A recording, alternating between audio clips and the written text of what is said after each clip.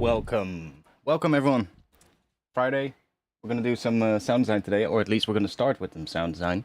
We're gonna start with doing some drum sound design because I am working on a sample pack and we need to make more drums. So, good thing to do today. I have a couple of things that I want to make. I need some nice, clean, synthesized kicks, like just nice, good, punchy kicks that are not too dirty, because I already have a ton of dirtier kicks for the pack, but not really too many cleaner kicks. So like ones that are just really simple and, well, we could probably make a bunch of those really quickly. I also have a ton of snares already, but I need a bunch more really high-pitched snares, like really, you know, the ones that you would hear in, let's say, Mephius, his tracks a couple of years ago. You know, some of those. And I have no claps yet, so I guess we need to make some claps. I don't know how we're gonna make a clap yet. Well, I can think that I don't think I ever synthesized a clap, but I guess we can give that a shot. So, welcome. I guess that's what we're gonna start with, and we'll see what happens. Somebody was asking in the chat, can you show me something about layering? I guess we'll do that as well, because if I'm gonna make some snares or something like that, we'll probably do some layering. And maybe with the other ones as well. So we'll see. Anyways, hope you're all doing good. It's still really hot out here, so if you hear a fan, you know, that's up and running, because otherwise it's unbearable. So, what should we start with, by the way? Any requests of the ones that I just said? Let me do this. And then let me switch to there. Okay. So, what are we gonna start with? Like I said, yeah, I've already made a lot for the pack. It's actually it's growing really fast now. But I definitely need a lot more. I already made a couple of really high-pitched snares, but like ones like that, and I guess that's kind of nice. But we need some more, so let's just start with that. I'm feeling like making a snare first. Let's grab a serum. Why are you behind millimeters? Come on. There we go.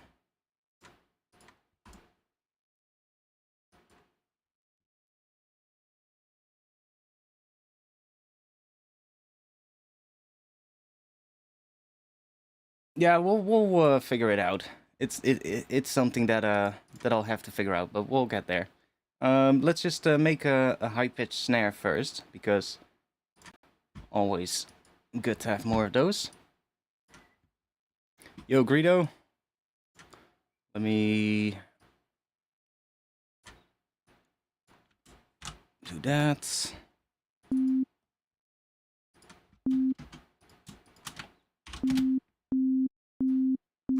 Okay.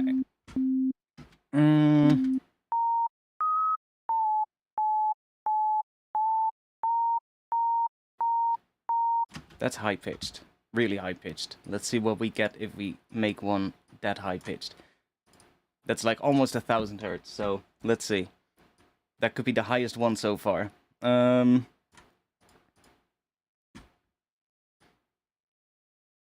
we're probably gonna have a really short...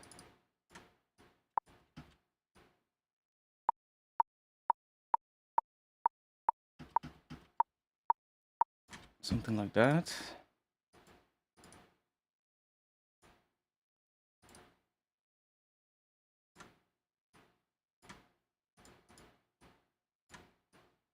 And let's put that on the pitch. Now I'm going to use the global master tuning now, because I've already used the coarse pitch to bring it up a lot. Meaning that if I would put this on the coarse pitch, we don't really get a lot of range, because it can only go up to like so much. So if we just use the tuning here.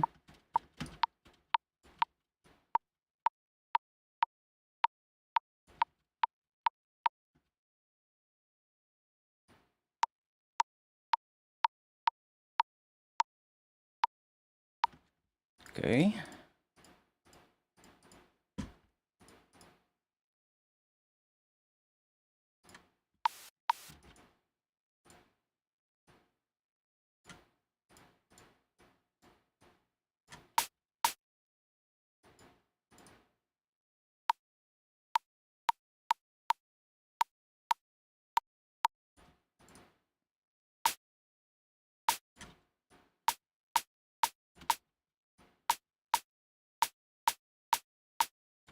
Something like that. And then we'll... Should I do this separate?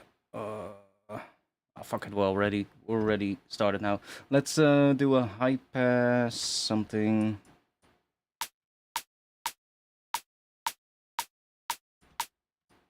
Oh yeah, and then this one.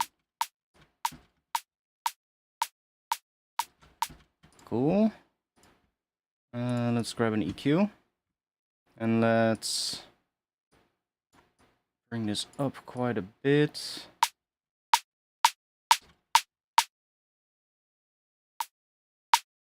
Let's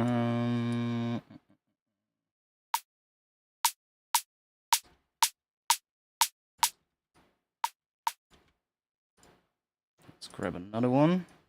Put that on the gain here. And then let's make it quite fast, I think.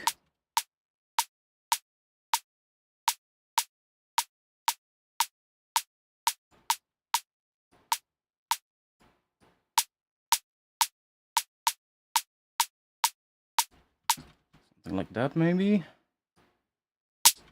Oh, let's...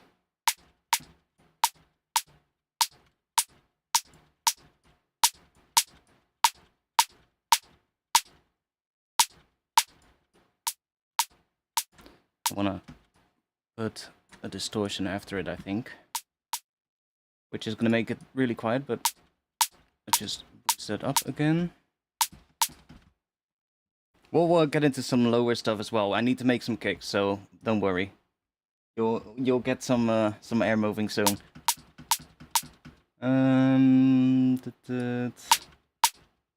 Let's put some on here as well.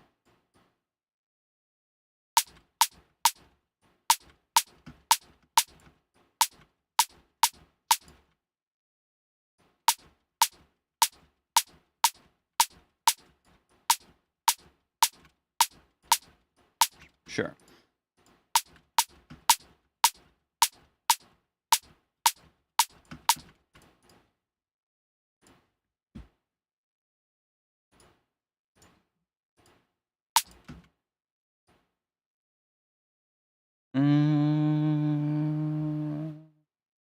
Maybe noise can come up a little bit earlier.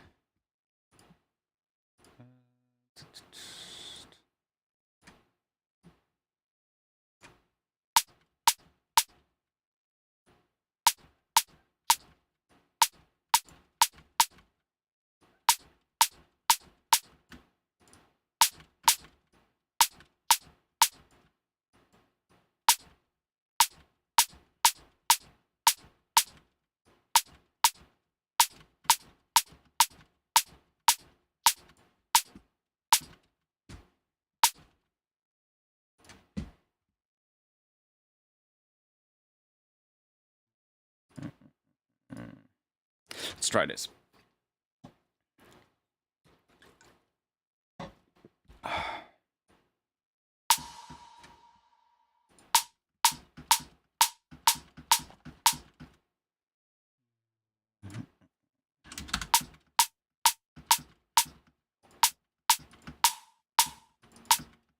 I actually quite like that one.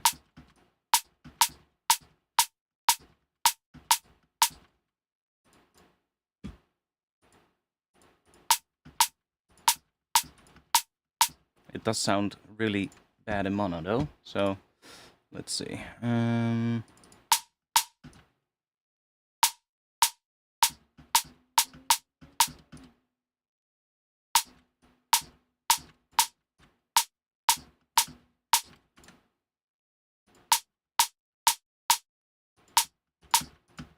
That's better.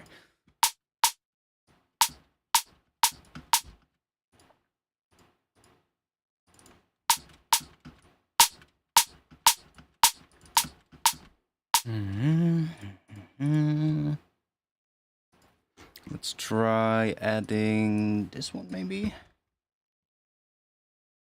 Should I remove what?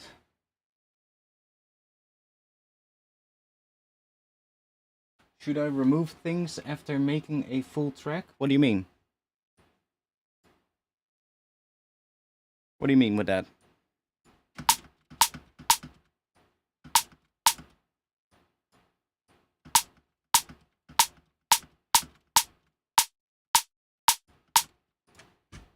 Okay, so if we now go back into Serum, we can...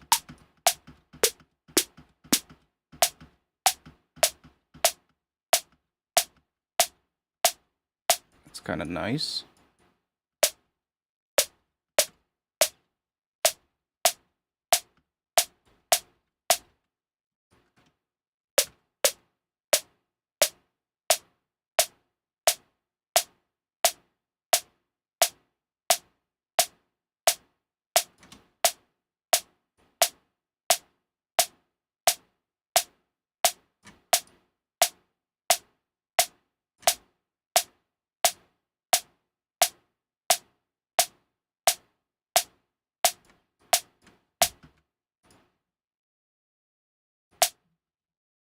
Yeah, that's a lot better. Okay, I guess I'll just save this one, because this one is already pretty alright. Let me put an EQ on here. So I'll use this resampling track to bounce them, so I'm just going to put an EQ on here, which I'll open up so I can see what frequencies we're hitting. And then I'm also going to grab this rack by Kilihu called Notes Frequency, which just, well, we don't necessarily need to, because I can just see it in the EQ. So fuck that rack, don't need that. It's a great rack though. If you want to get this one, it's basically just made by a guy called Kilihu, and it's available on the Max for Life library website. It's basically just, it tells you all the hertz values with the corresponding notes, and then there's another one which does a similar thing, but then converts delay times into hertz values, which is quite nice. So, a couple of, and he makes other ones as well. He released a new Max for Life device recently, which I haven't checked out yet, but they're pretty good actually. He makes some handy racks. This one is pretty short, so let's just do that.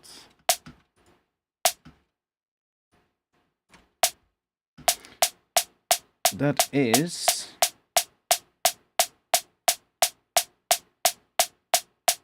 699 hertz. F is the key.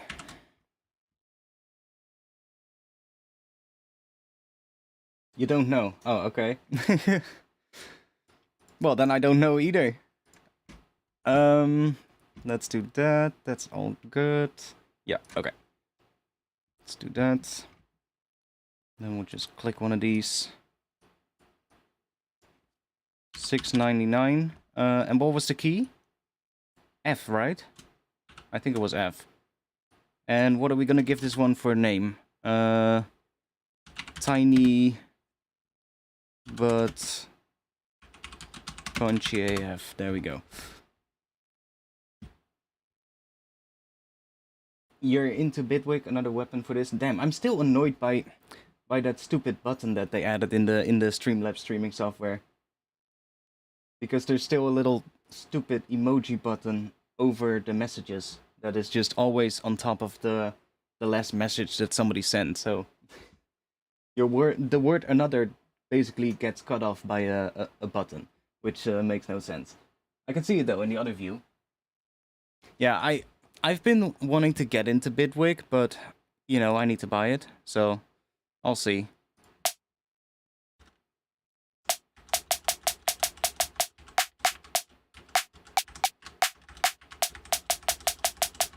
I mean, it's decent. It's not too bad. Let's go and do some more stuff. Let's mute these.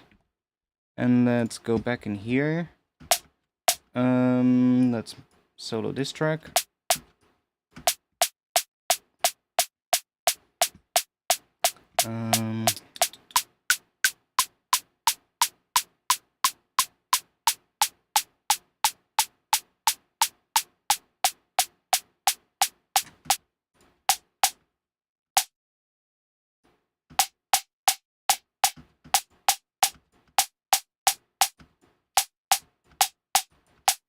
I should probably do that in mono, because then I can hear when it sounds better and when it doesn't.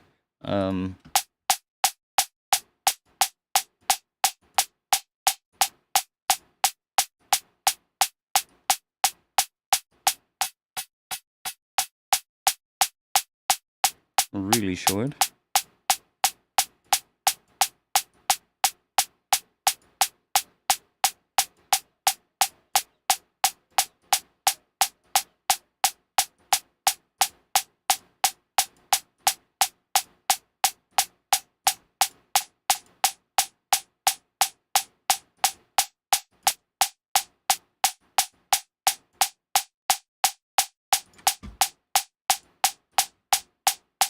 That's weird.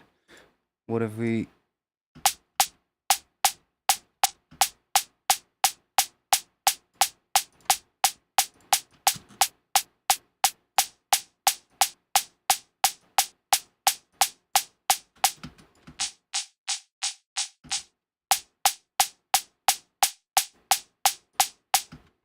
This one is going to be even higher pitched, but it's fine. Let's put an EQ here.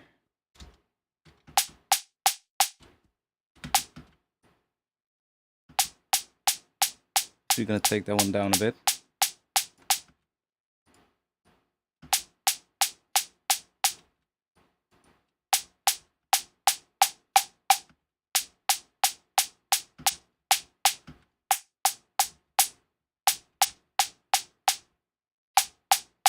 Or maybe we'll boost it.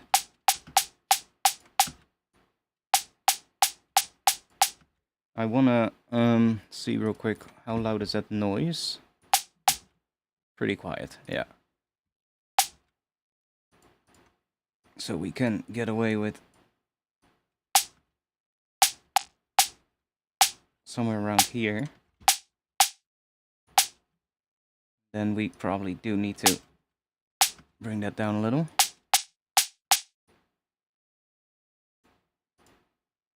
So I wonder if we can add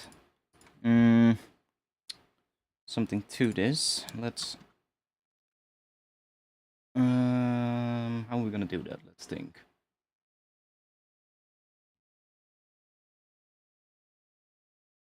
Let's think. We can...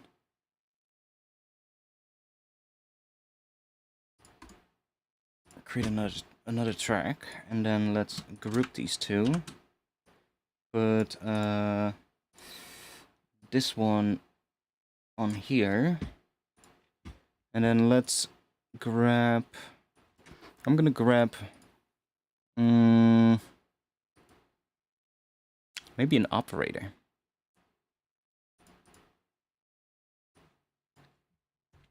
I just wanna... let's put that to fixed. And then let's set that to 10. And then I want to basically just create a short extra thing. Haha.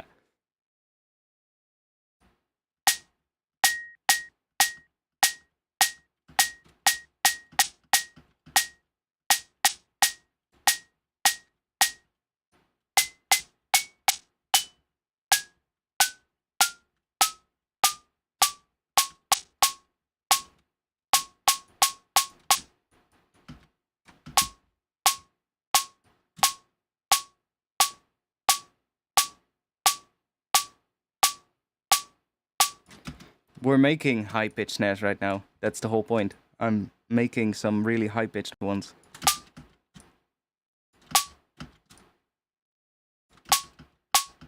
Like the pack already has like basically if I switch to here, you can kind of see what we're getting at. So the snares folder right here. See, we're starting at the lowest one that I have right now is 131 hertz. So that's like a big one like that, and then as we go down, they start getting higher and higher pitched. So we can go all the way through, and we get all these snares that become higher and higher until we have some really high-pitched ones. So that's the whole point. Ooh, damn. That didn't feel too good. Yeah, that definitely, like, it depends. Like, a lot of neurofunk will use higher pitched snares. Like, for instance, if you listen to, like, Mephius's tracks from, like, I would say maybe 4 years ago, 3 years ago, he was using some really high-pitched snares, like, hitting at, like, 800 hertz or, like, something like that. Which is, some tracks it works, you know?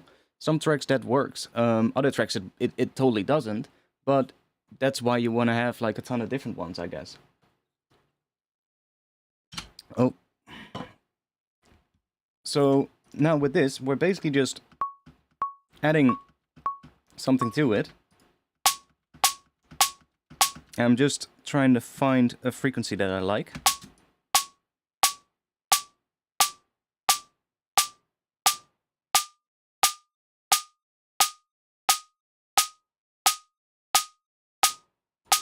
It's kind of cool. You can also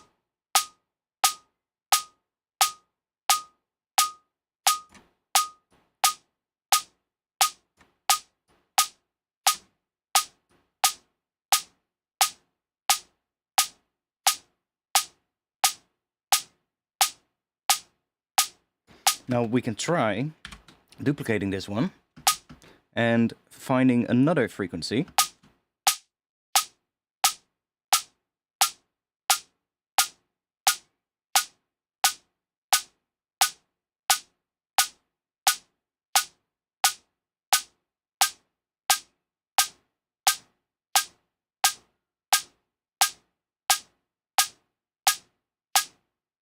Right around there, maybe?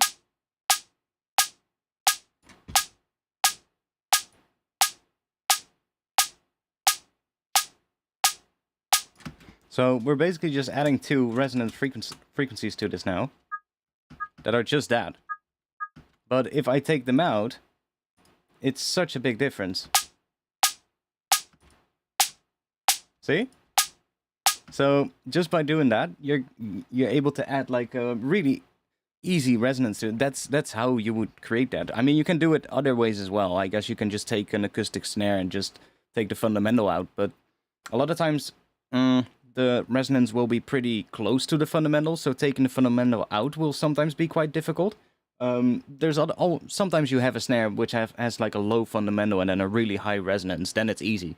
But there's also a lot of types of snares where those resonance are like just above the fundamental and not really that far up. And then, you know, it would be pretty difficult to get the fundamental out and not affect those resonances and only be left with those resonances.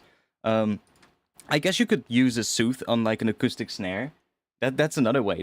Oh, let's try that. I have an idea. We're gonna bounce this one because this one is quite nice. Let's first check. Does it still sound good in mono? Yep. So let's... Oh, not that. I wanted to record here.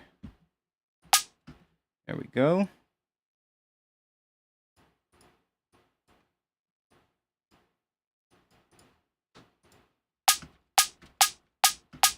That's nice.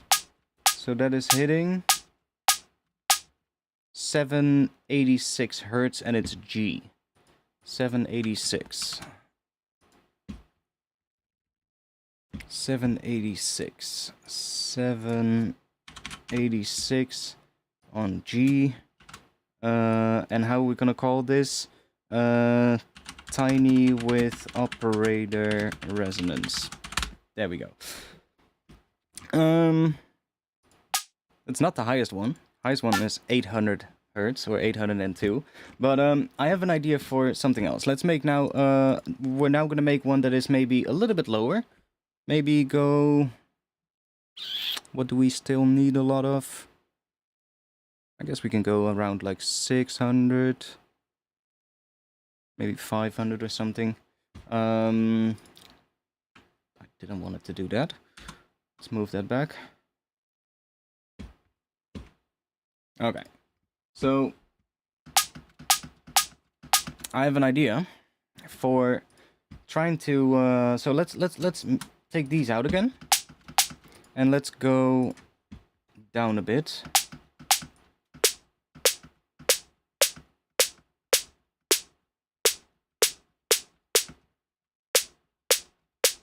Somewhere around there, maybe. And let's grab ourselves another track, and I'm gonna put addictive drums on there. So we're just gonna grab a drum sound.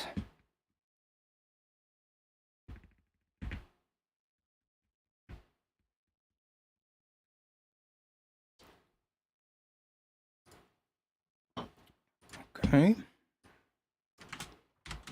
Let's put a snare drum in. Oh yeah, the kit is empty.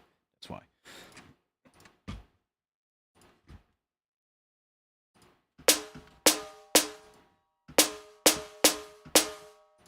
Okay. Let's do that, so it's always the same.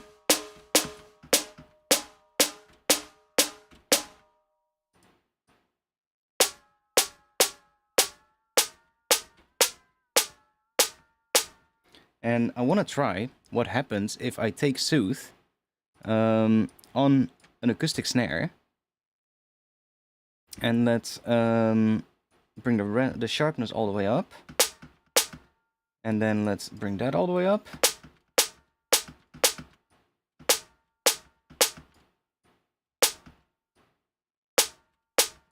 Is that on the right track?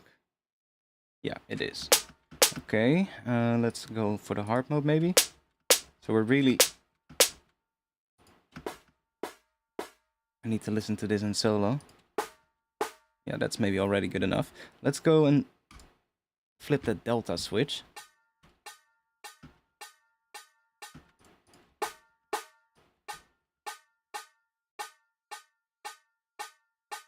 So I'm just basically taking some of the resonance out and using that. And let's layer that in the snare. That's pretty quiet, but that's not a big problem. Let's just crank that up a little. And let's put an EQ on here because I do want to see what's going on now. See, we're not a lot of fundamental in here, so we can...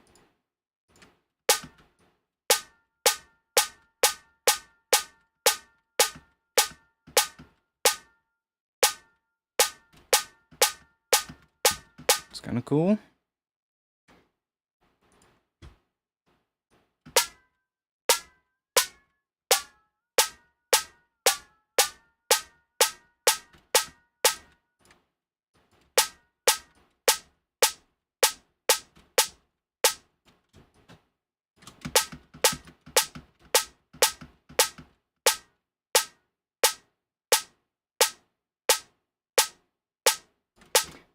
Hey, how you feel about commercial D&B remixes?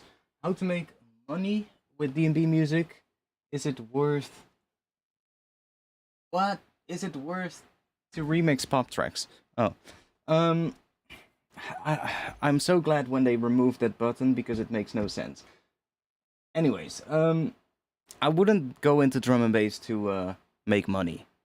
Like, if that's your goal, then I wouldn't choose drum and bass. If your goal is to make as much money as possible, then make some pop music. You know, make some music that is capable of being played on the radio, that's being capable of being played on, like, commercials and all that. Well, drum and bass is kind of capable of being played on commercials, but not as often as popular pop music. So if you're in it for the money, then drum and bass probably not the best place. I mean, with commercial drum and bass, I guess you're talking about more like, I guess stuff like, I mean, there's tracks that did well, but I would say there's definitely there are not that many tracks which really got to a point where they got into the mainstream. Like stuff maybe like what was the track called? Was it called Gold Rush by Fresh? That one became really big. And but like other than that, there's a couple of tracks here and there that might just became really big, but yeah, it's not going to be the place for making as much money as possible, I guess. But if you do want to make money with it, then I guess do what everybody is doing, you know, play shows, give lessons, make sample packs, do all kinds of stuff like that. Or lo-fi or trap music. Well, I mean, there's plenty of genres you can make money with, of course. But then still, like with every genre, I would still say that going into it with the goal of making money is not the right approach, and that comes with, I would say, almost any creative job, which is because I think at the core of it, every creative job is more of like a hobby, you know, that you turn into a job. But you should always strive to keep that, you know, it needs to feel as if you're still doing your hobby, because otherwise you're gonna, I don't know, you're gonna fall into this trap of just making like the same shit over and over again, or you're gonna please, you know, algorithms, you know, if you get what I mean. Netsky, yeah, he did pretty well. I mean, there's definitely certain types of drum and bass that do better. Like I would say, like stuff that DJ Fresh has made. He did a couple of really big tracks that, in a certain sound, you know, stuff like Pendulum back in the day, did pretty well. But there are definitely outliers in drum and bass regarding that. Maybe some Liquid tunes that kind of did pretty big. But then still, like, yeah, it's not that big. It drum and bass is growing. Don't get me wrong. Mosquito in my room again. Already, it's not even dark yet. I mean, drum and bass is definitely growing a lot, but it's so far from like some other electronic genres, or like other, if we're gonna talk about stuff like hip hop or pop music, like it's so far from that in terms of, it's still quite niche, even though it's less niche than it used to be. But you know, if you're gonna make, I don't know, like big festival house music, then there's definitely more money to be made, right? It's just, if you want to make as much money as possible with it, then I guess you just need to cater to whatever works for mainstream stages. That's the whole point. You need to make whatever works for the biggest stages. And that's, I mean, if you want to do that, then do it, but that's probably not going to be drum and bass. Let's see. So we can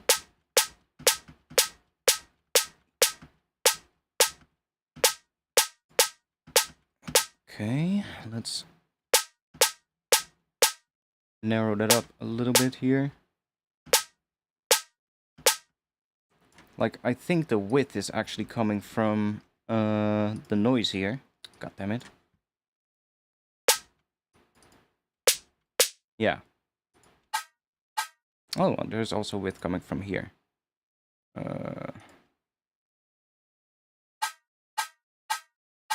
The room, of course. Yeah. Can narrow that down a bit. Because I feel, usually when I leave these quite wide, then what happens is when you sum it to mono, it kind of sounds completely different.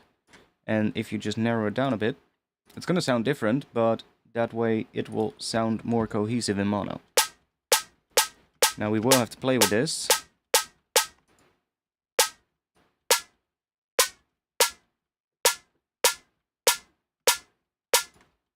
That's kind of cool. Maybe it might be good to take all of this. Maybe take these and put that on here as well. And then let's just...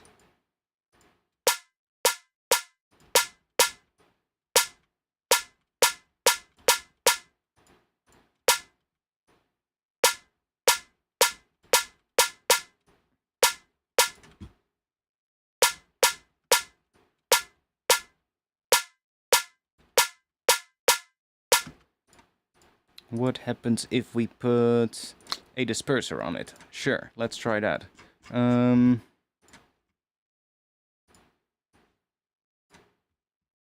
Maybe in front of the EQ, so that when it creates like some really low stuff, then it's not really gonna matter.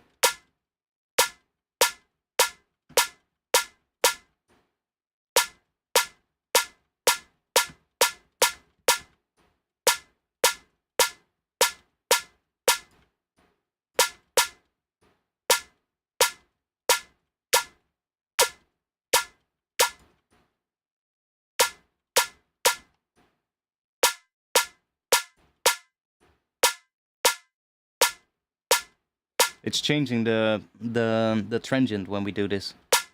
We get like a little...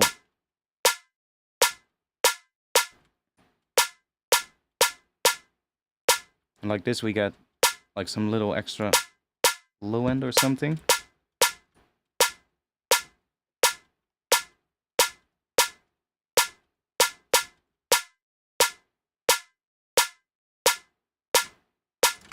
And then let's see if we can go in here.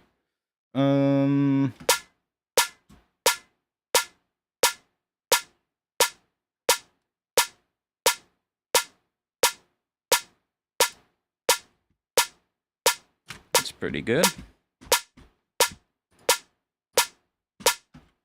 Let's see what that looks like.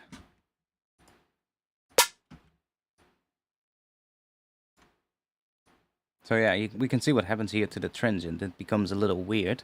So what I'm gonna do to see if we can bring that back up a little to give that first part a little bit more, how do you say it? I don't know, more click.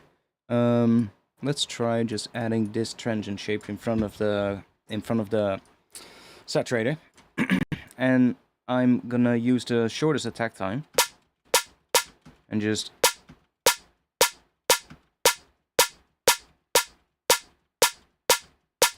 bring that up a bit. Let's see what that does. So that really brings this up a little, going into the saturator. Now I can add a little bit of drive here.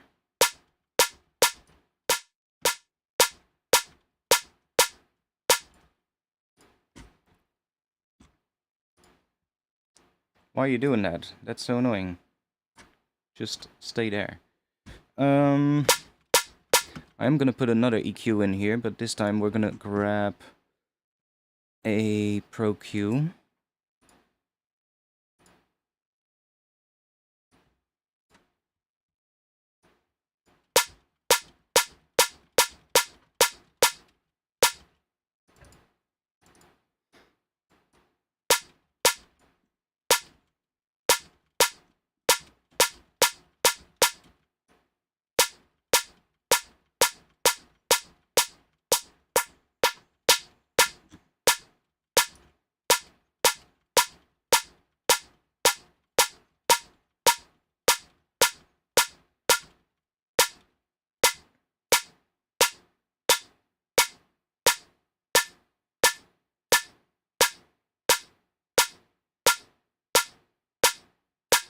And I think I'm hearing one resonance that I don't like, but...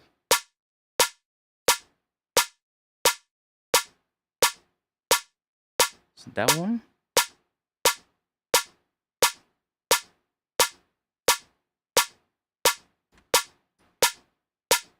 No.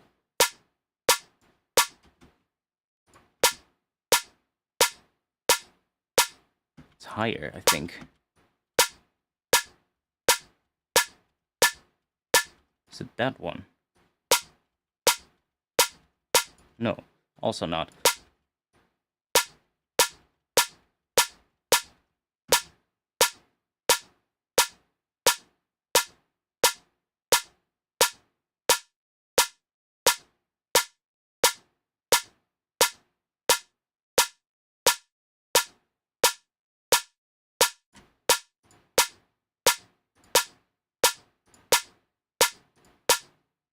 Oh, that's weird. Where is it? I'm hearing one resonance in there that I really don't like.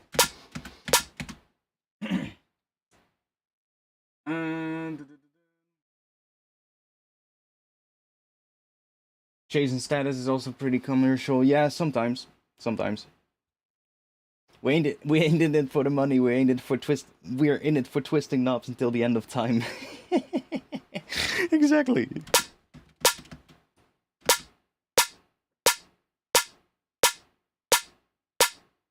It's not gonna be that high up. It should be. It's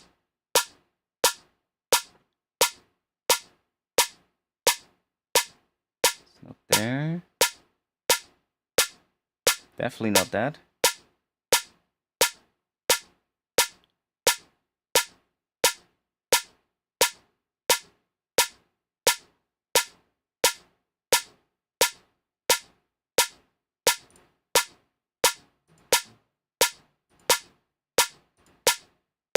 Does get a bit cleaner if we do that.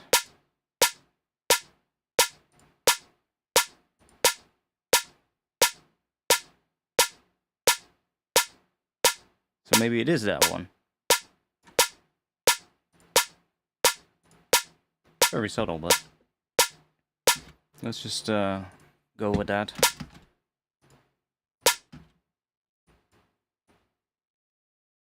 It looks pretty good.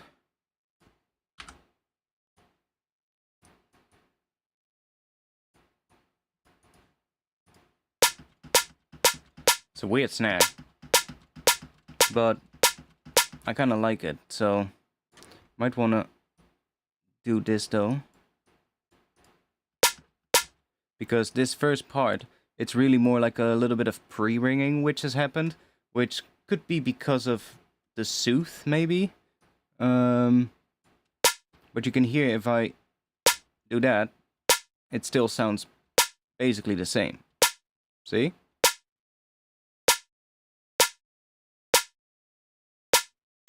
So something like that might be better.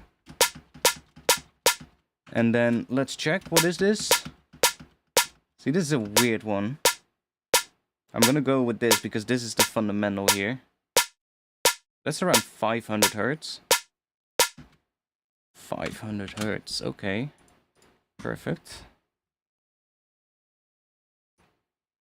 500. And it was G, I believe. And then this is gonna be inverted soothe, because that's kind of what we did. Aren't you taking away the soothe resonances now? Only one little tiny part of it. Like I can just if I play this in solo, see, there's still plenty of resonances there. Why does it do that? That's so weird. I click on the group and then it moves it up. And I really only removed. See, just a tiny bit. I think because it was just above the fundamental. I think that's why it sounded a little odd with it, and then without it, it got a little bit cleaner. Okay, should we make some kicks? More files. I mean, we're getting the pack is growing quite fast, so oh,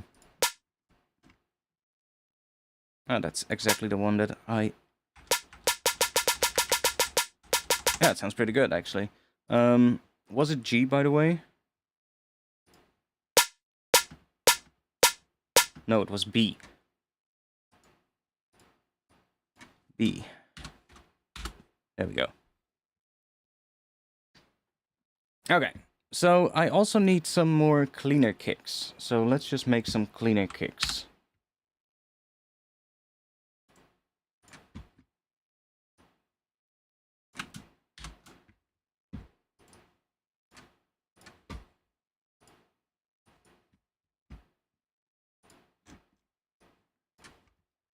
I definitely need a couple of kicks as well that don't have as much of a heavy transient. Like I have a ton of kicks already that have a really, well, just a really good click at the start. But I also need some kicks that are a bit darker, if you get what I mean, just like a bit more subby. So let's see if we can make a couple of those. We'll just grab that. Just put that on here.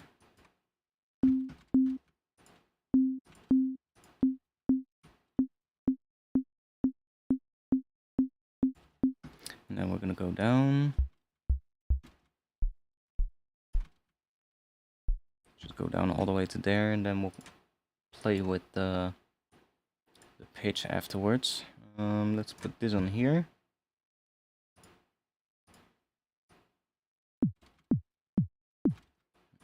Do that.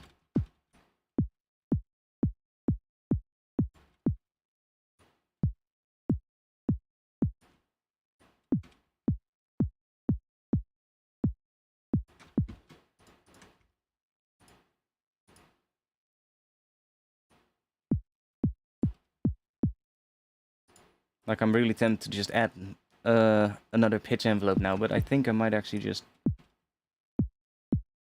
go for this first.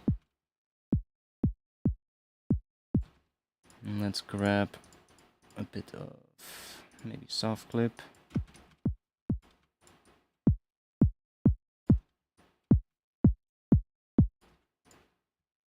And let's see.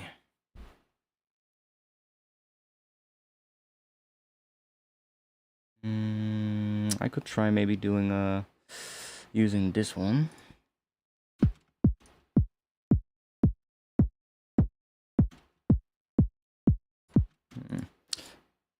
Let's just leave it at this one. That works.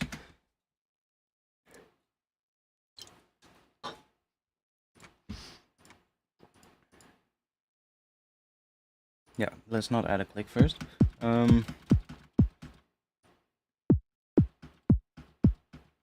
So I'm not even sure if it's reaching the bottom of the envelope. It looks like it is, but yeah, it is.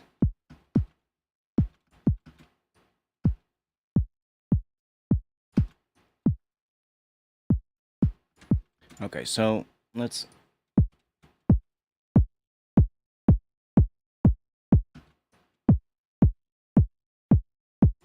see. I want a couple of those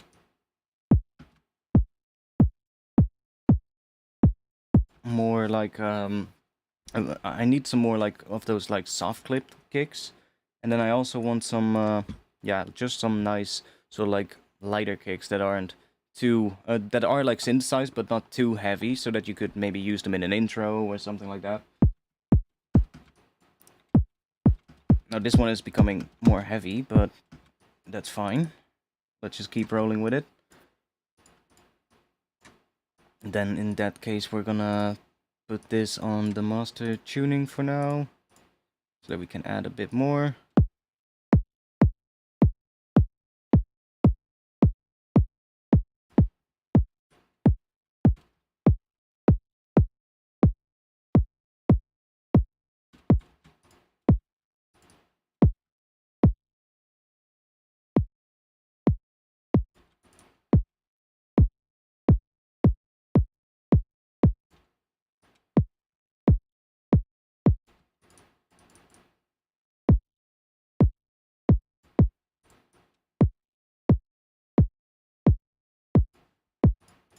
Sure, let's try that.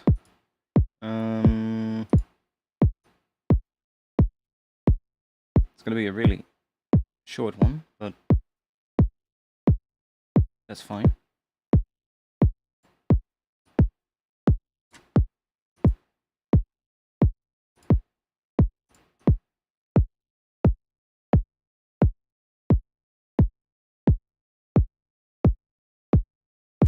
That's nice. And let's see if we can maybe just change the attack ever so slightly with one of these. Okay. Let's put that on one-shot mode.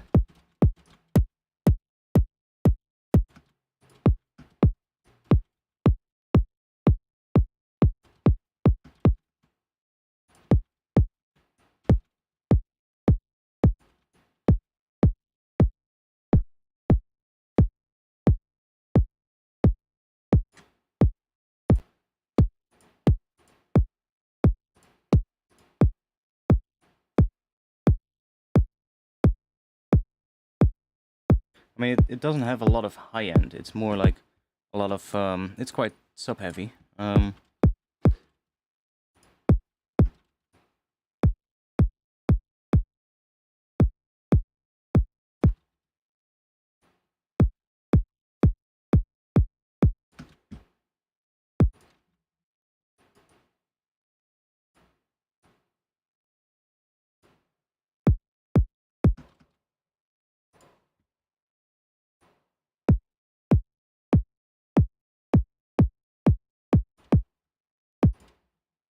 It's better. A bit higher.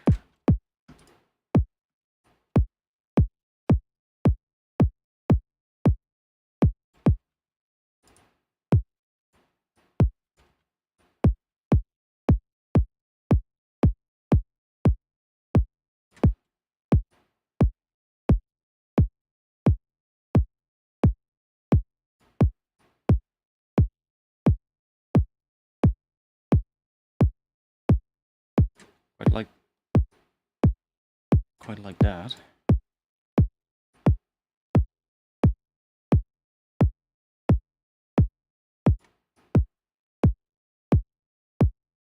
And this is basically, this has been my my week all week, just making samples.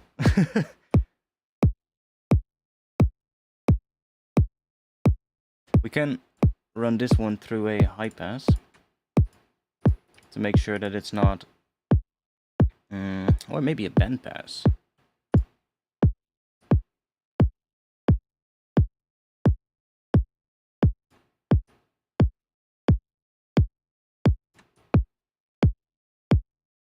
It's kind of cool.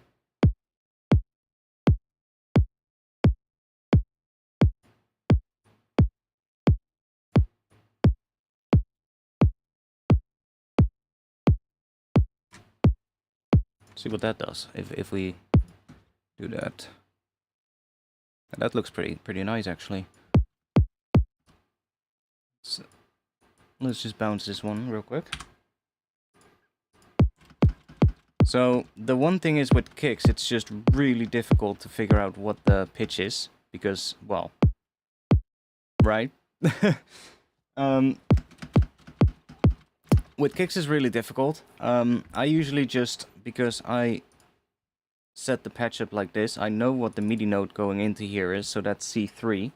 So I know that if I bring this up 4, then it should be ending on E, but it's probably not, because, well, it's, yeah, I think it is. Right here, this one is set to 9, and that one is slightly faster, so when this one reaches this point, then this one is like maybe about here, so we should still have a tiny little bit left, but I'm not sure how much we're hearing of that, right? So, like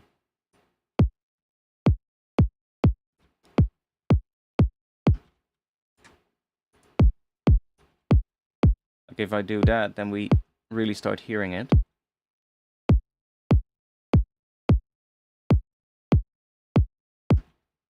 But we want it more like right around there. So don't want it too boomy. But it kind of still goes down all the way to that pitch, even though it just gets really quiet there. But like this section right here, it kind of hits that pitch, I guess. So I'm just gonna say that it's an E.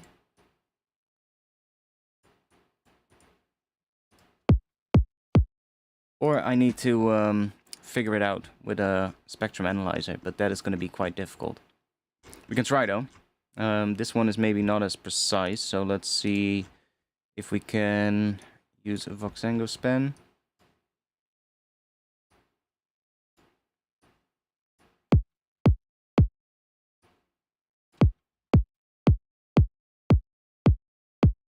See, it's looking more like it's hitting that lowest part around here is like an A sharp to a B. You can also try taking another operator and just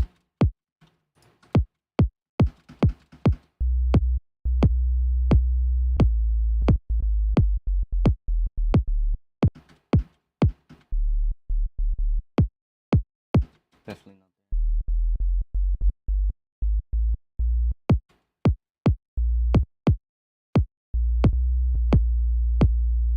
Like it kind of goes down to there, but then it does go down further.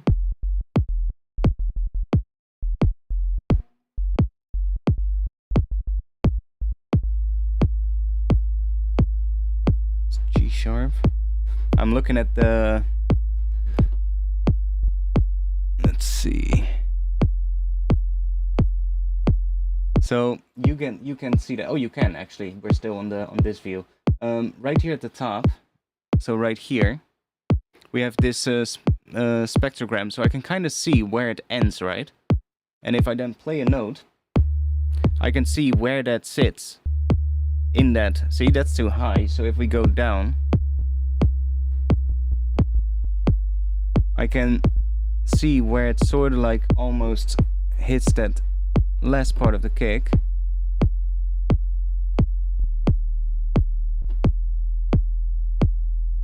Which goes pretty close to E. It's like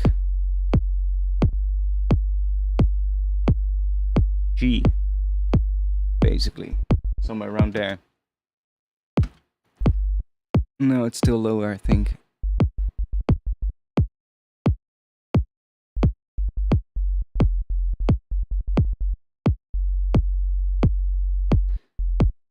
Maybe we need to see it bigger.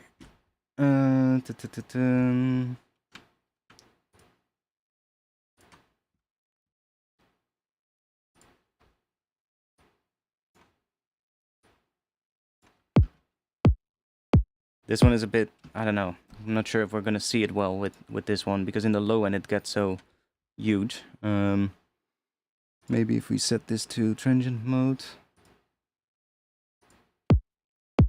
No, see, it's just... But what is that?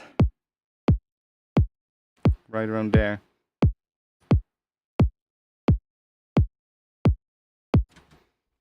Yeah, with kicks it's really difficult to figure it out. Sometimes it's easier, sometimes it's not. What are we gonna do? If I look at it there, then... That's kind of reaching the bottom of that kick. And there I see a tiny little gap, or... Oh no, it's not.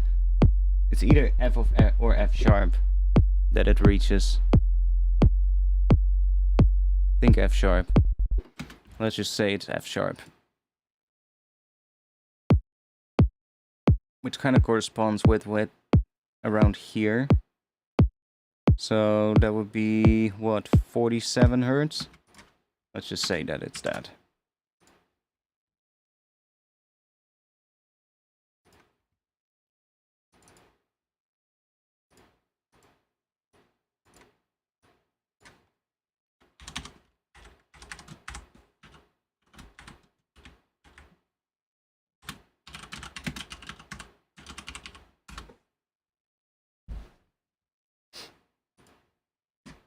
Now I do need to check real quick, because sometimes, and I don't know why, but sometimes Ableton likes to not export the sample properly. If the selection is too short, then it makes it... I was playing with this earlier, and I think if it's shorter than a 16th note, it doesn't properly export it.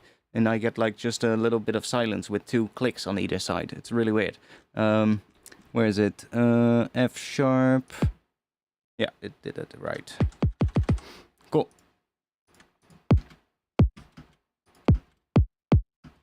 so let's go back in here, and we can...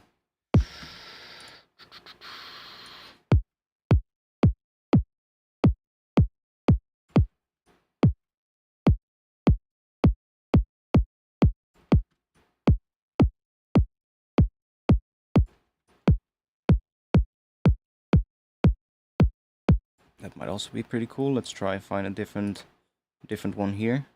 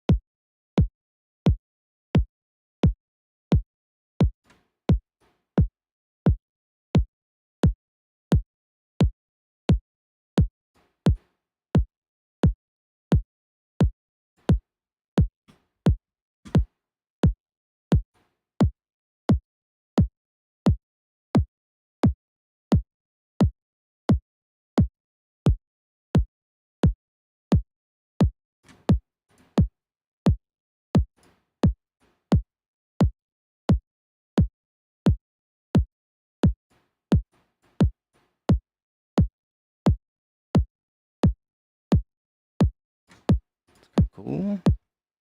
See.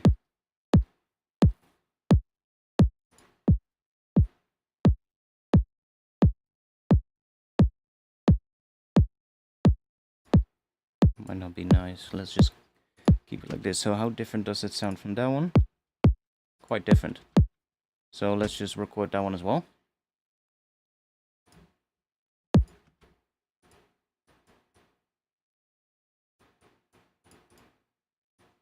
So again, we need to check. So this one should be a little bit higher.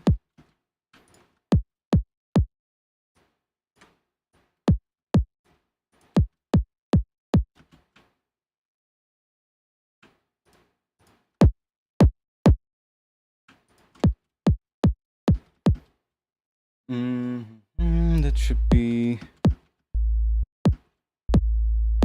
This is, I guess, the easiest way to do it, just by looking at that line in the spectrogram. Just seeing like where it lines up with the bottom of the kick. That's just the easiest way to do it.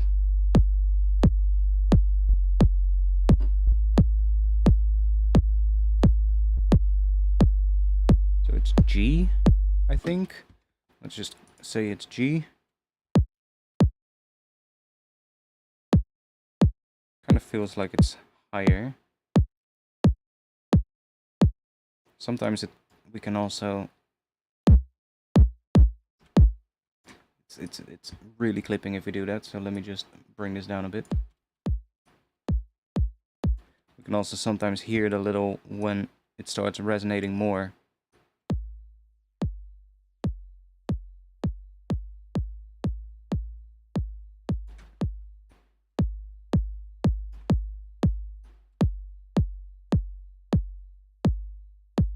See, like right around there.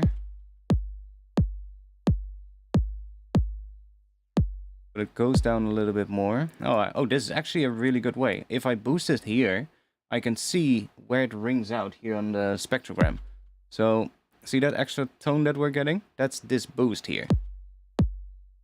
That's literally just that. If I turn this off, see, there's no extra sort of like ringing frequency. So, I can see where it is hitting there. So if I just put this right at where the kick ends, and then I can read here that is an F at 44 hertz. So let's just say it's F at 44 hertz, then we just mute this, and then we just do that.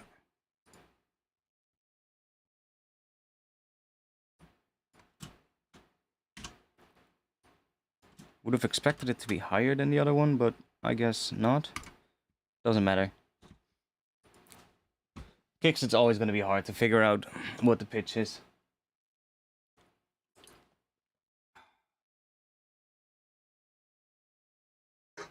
Okay, let's make a clap. I'm gonna make a clap, which is gonna be interesting because I've never made a clap from scratch with synthesis. So let's see. For this, I'll use a serum again. I think that would be a good place to start. And let's see. Let's grab...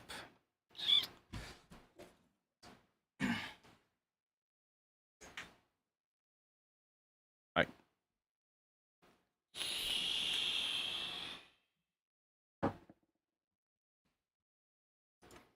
Let's grab one of these stereo noises, maybe. And put ourselves a MIDI clip in here. And then let's mute this one. And then we want to have this on here. And I guess we're gonna need something like this. With like a couple of things like that.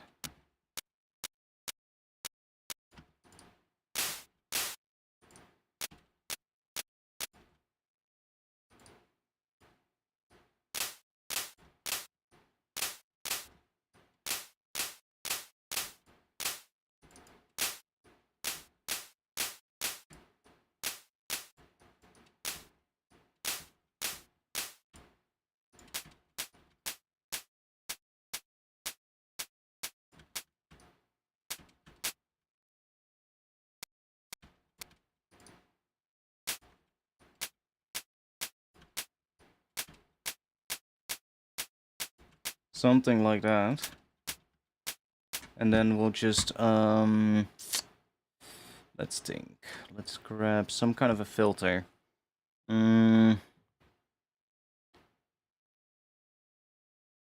try pen pass maybe?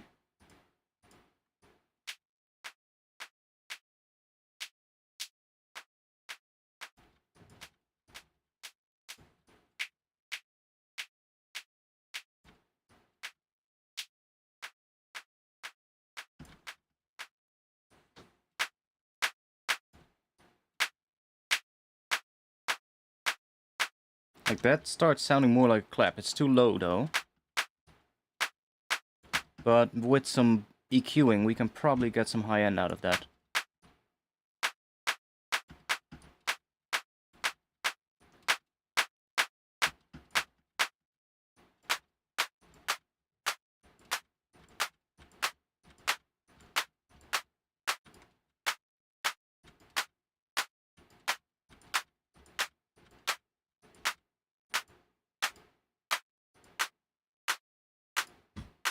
Let's start with that.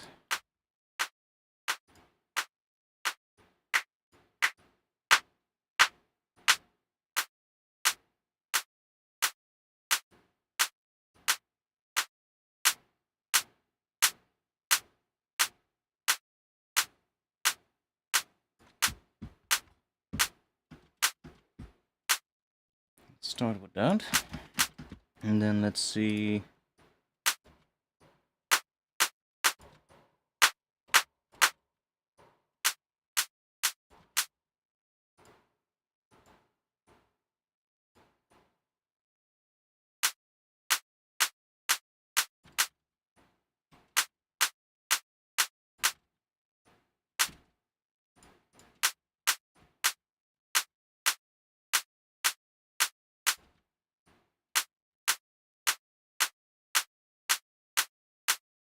Really subtle, but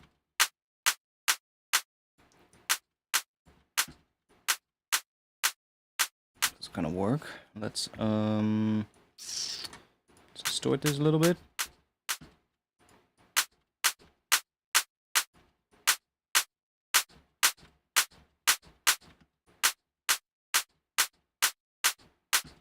Now it's really wide, so let's check real quick.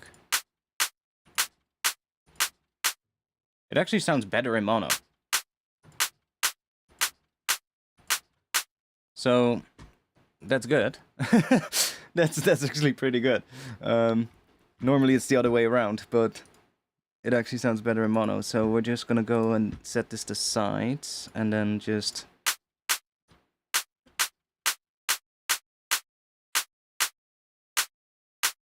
take some of that low end out of there, or low mids.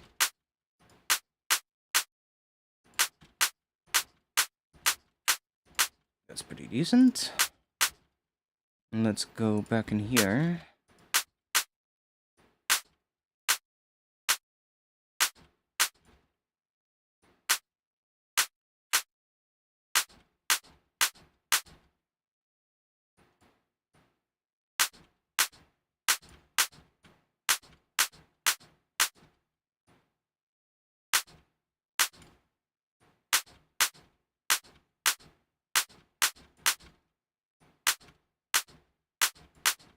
Sure, let's do that, and let's try some convolution reverb on it. I'm gonna try the kilohertz convolution reverb. Let's see what that will do.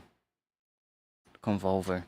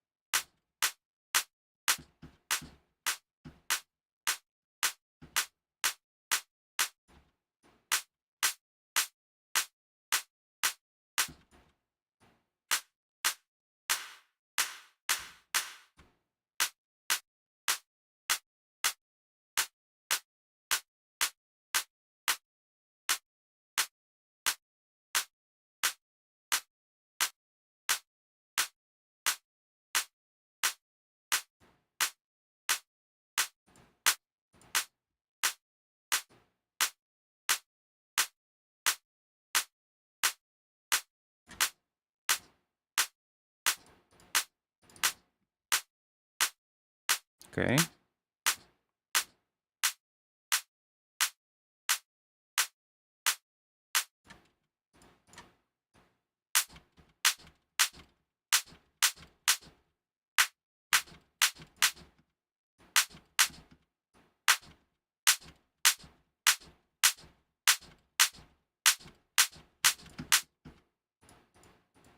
Just put a saturator on it. Just with soft clipping on so that we're not clipping. Then we can just also boost here without, you know, going over 0. The thing, a lot of times people will say like, you shouldn't boost with EQs, but when I'm doing drum sound design, that goes completely out of the window. It's just like, if you need to boost to get the sound to get it to sound how you want, then just do it, you know? I've, sometimes when I'm making drums, you'll see the most weirdest EQ shapes. I might just have like some really loud boost somewhere or a really deep cut and just go completely crazy. Like, even if we take like a Pro Q, for instance, that's always fun. Like having a Pro Q here.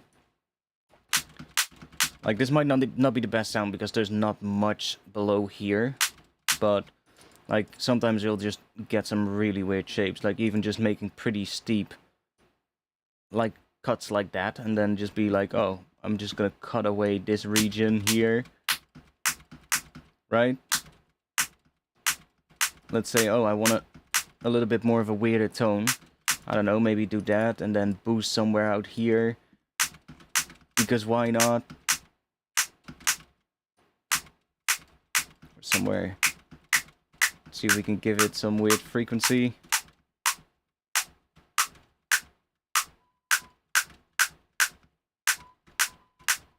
Maybe boost that one a little. We can even say like, oh, maybe it might be fun if we do that.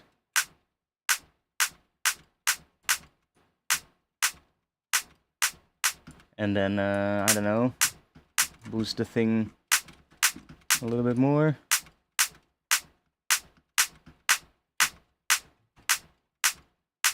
Maybe we'll even do this. See, we're really just messing with the tone of it by creating weird cuts and boosts, and when you're making drums, it really doesn't matter.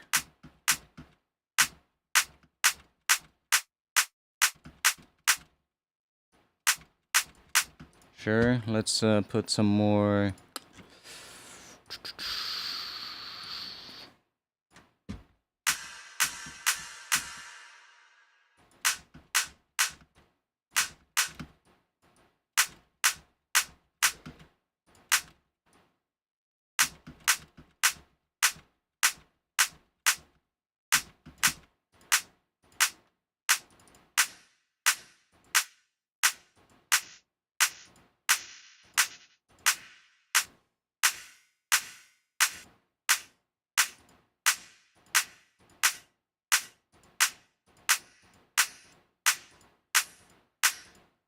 See if we can get a bit of a nice one for the till.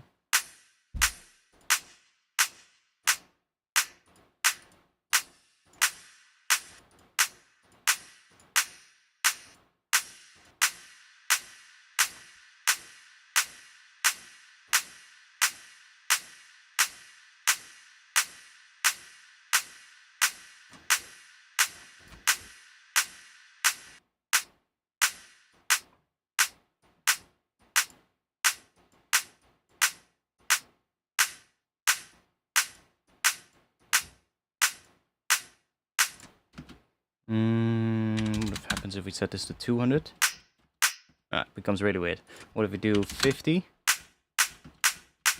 That still works.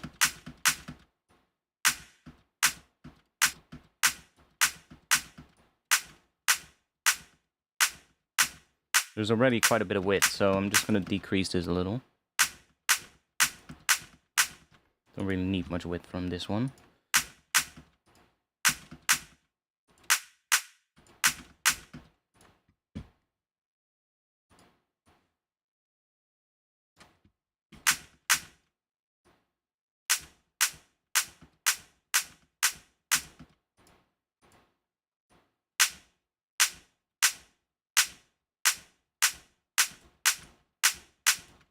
I mean, it is a clap.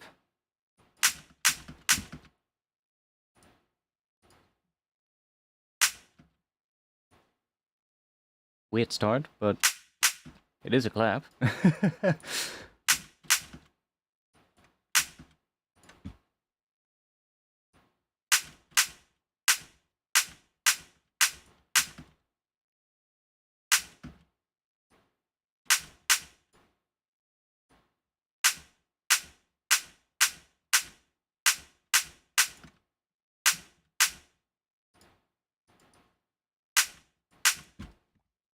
Let's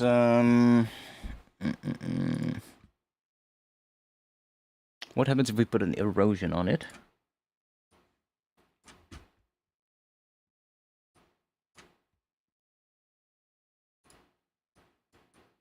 We're probably gonna lose high end if we do this.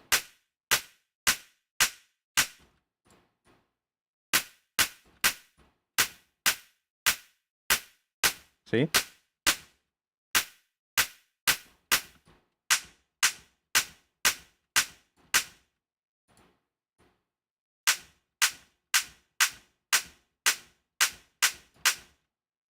But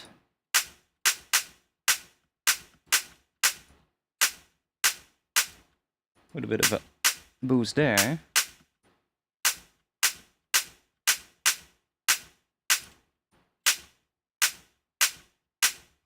kind of making a clap. I do think it's a bit long because of that reverb, so what I would do is just fade this, and then you get more like that. It's a bit quiet. There we go. Now, I do want to see if we pitch this. Let's see what happens.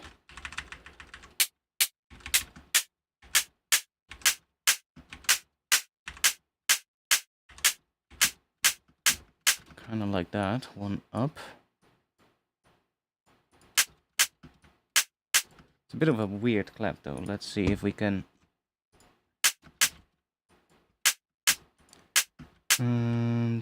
I wish there was a way to zoom in on this view. That would be so good.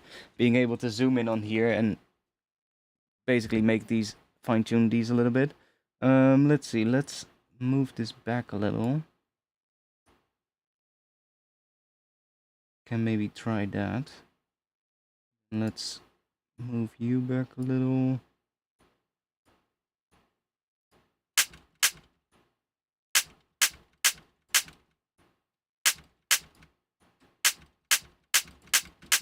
Oh.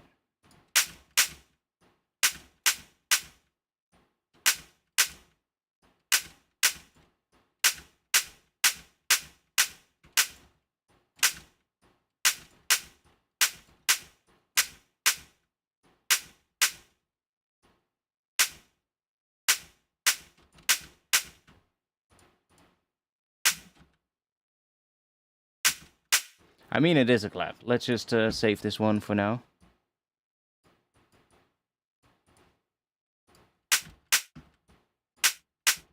I'm not sure if all the samples will end up in the back, like I always will. You know, after making a bunch of sounds, I will always go back and check if they are good enough or not. But yeah, that'll work for now.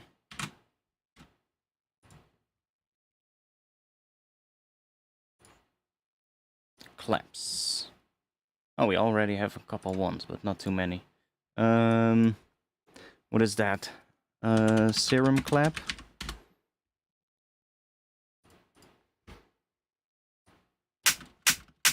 So let's see. Let's open up a different synth.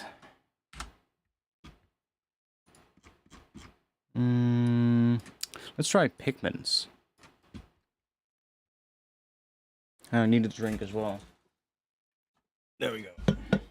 Oh, it's slowly getting dark in here.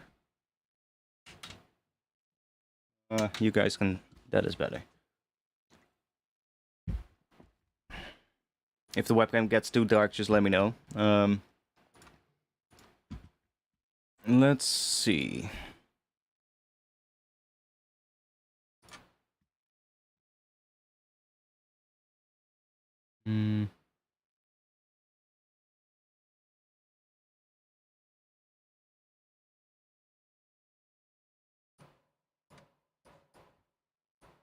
So if we put something on there...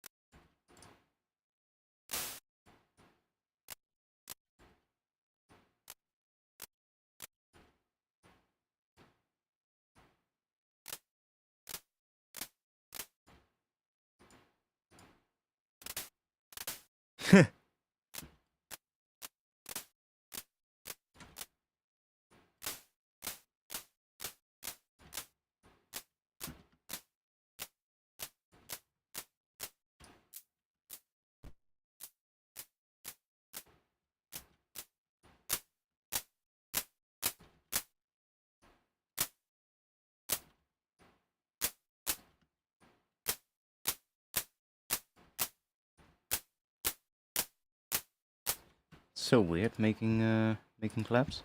I mean, the Bampas worked.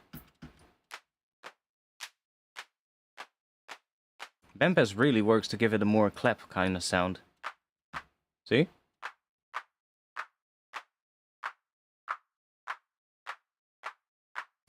It just becomes too low of a clap. But if we go up here, it doesn't really sound like a clap, right? So we want to be in this area. Somewhere around here.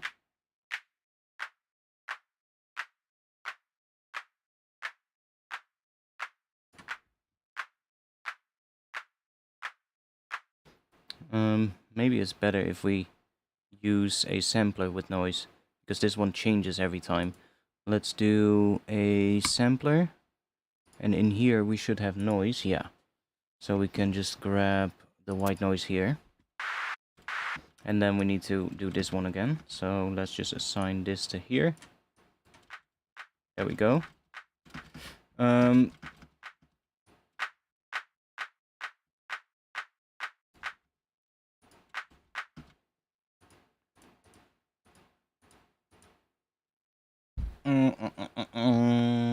Distorted again.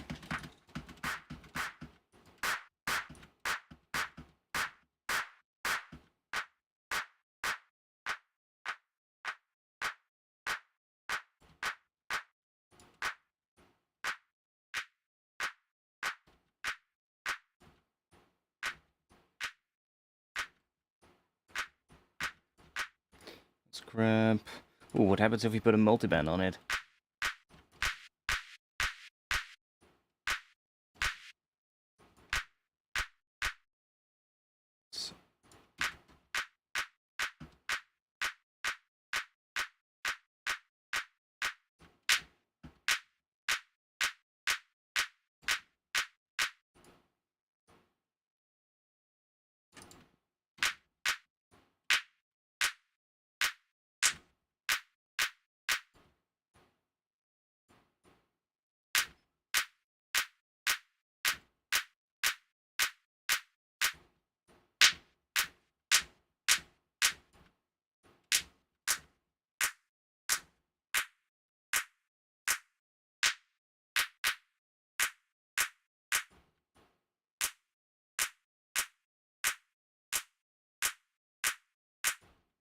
Now this one is also still pretty wide, so let's see.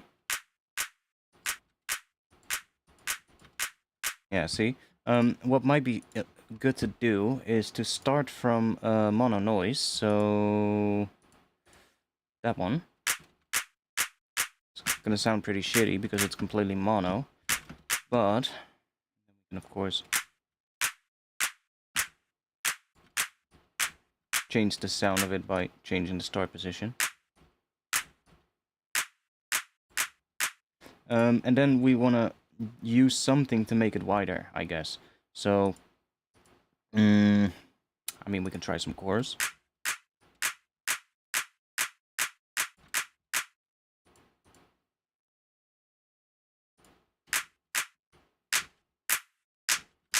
Still have too much around here.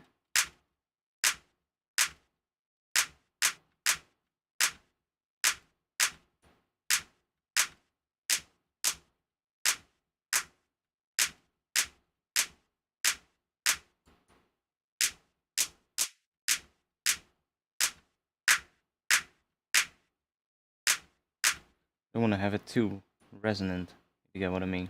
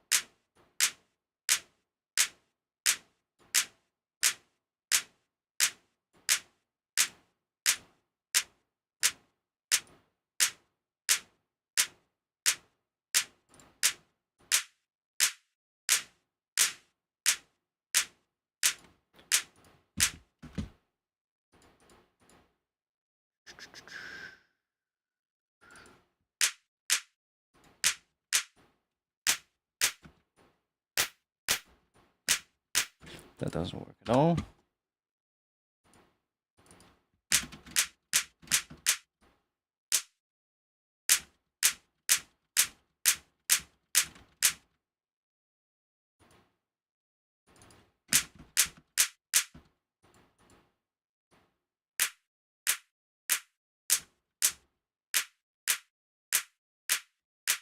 Yeah, making claps is weird.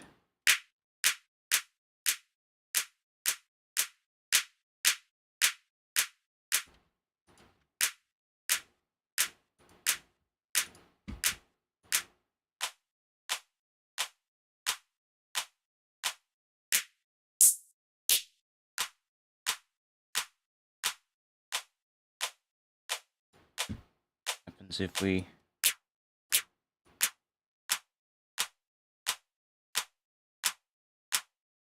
Oh, that's weird. Oh, it's getting darker now. There we go.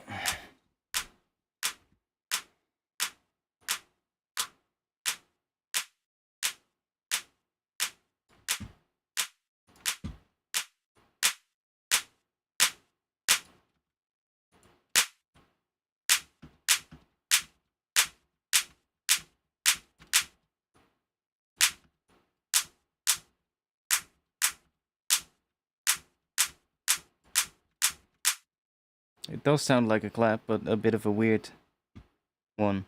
I mean, we can add something to it. We could use this as a tail, maybe.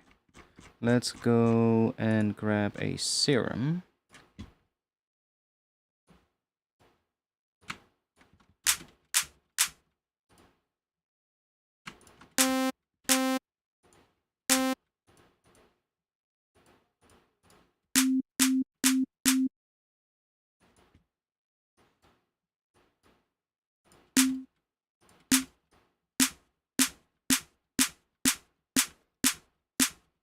And make it into a snare. Why not? Oh yeah, let me... that again.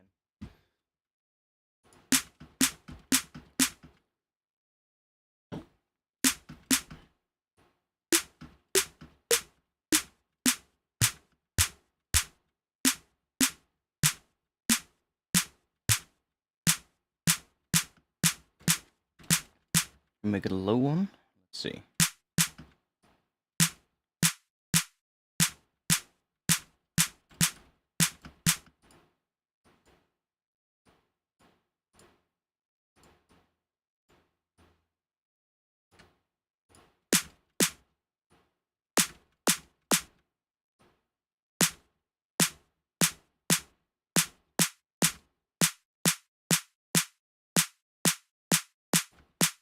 That's actually kind of cool. What if we now add a little bit more noise to this? Let's just do something a bit more like that.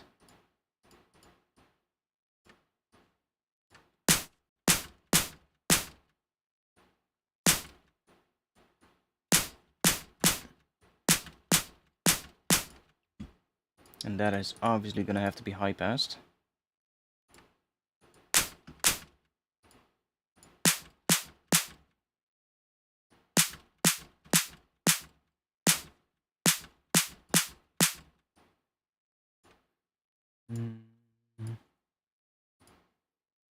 Let's grab that one maybe, so we get a bit more of a square.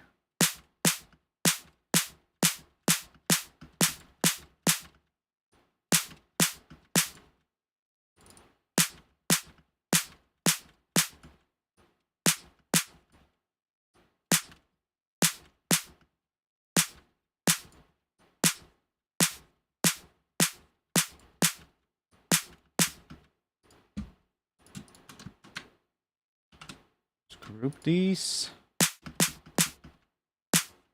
Oh, arm that track. So it looks really weird now, but that's kind of cool. This is gonna be a weird snare, but I kind of like that. Because weird snares are always good to have. Maybe a little bit higher.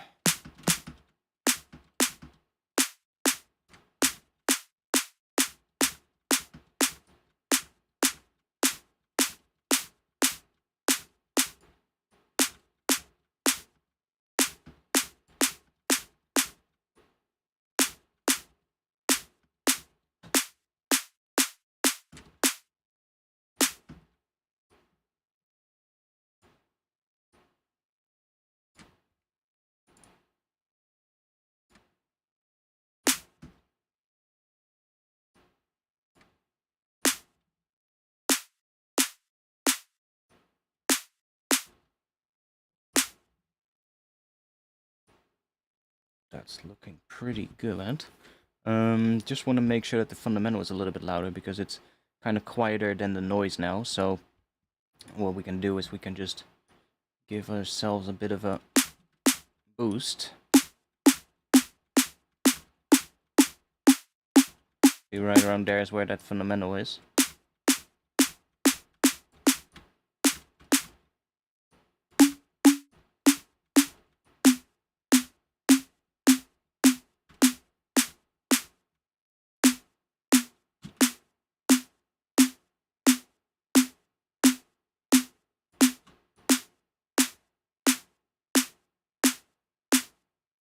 And if that's too much, we can also put just another LFO on it. Just make sure to set the envelope mode, unsync that, and then we can basically just add it here and then bring it down again. So it's not too much, but it's still adding a little bit to the start.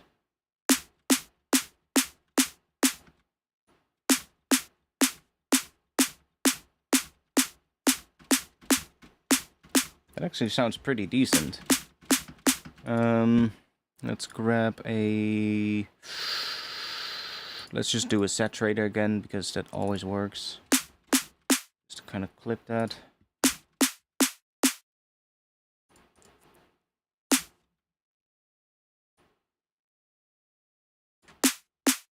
Okay, let's try adding... Because I do want to maybe try adding a resonance to this as well. Oh yeah, that simple with operator. Just fix that, and so that's the 10.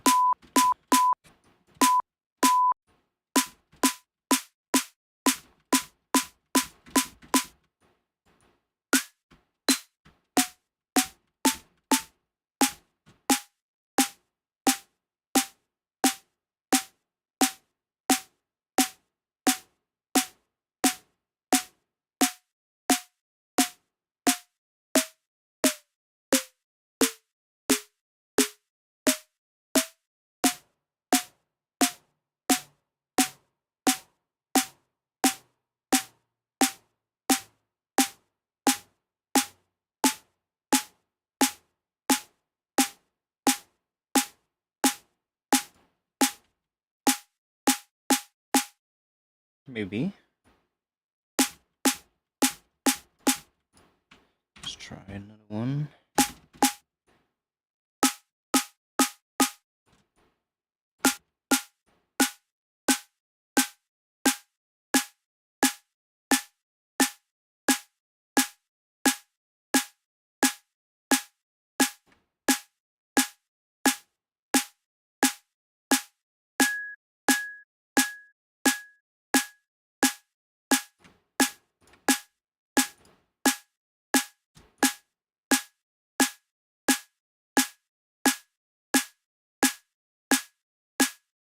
Let's make that one really short.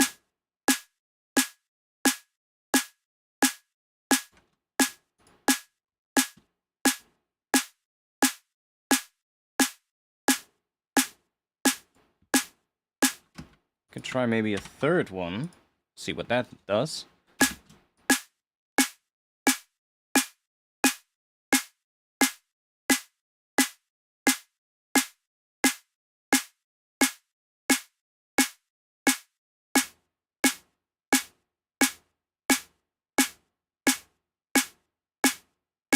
So basically just taking like multiple resonances and just tuning them. Doesn't matter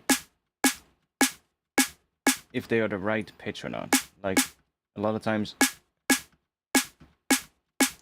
having them at odd resonances might actually be cool.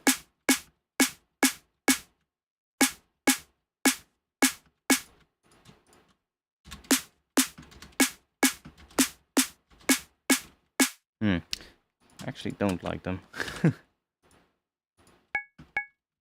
But I'm going to... I mean, I can just use a utility for this. Instead of setting up a sidechain. Let's just automate this one here.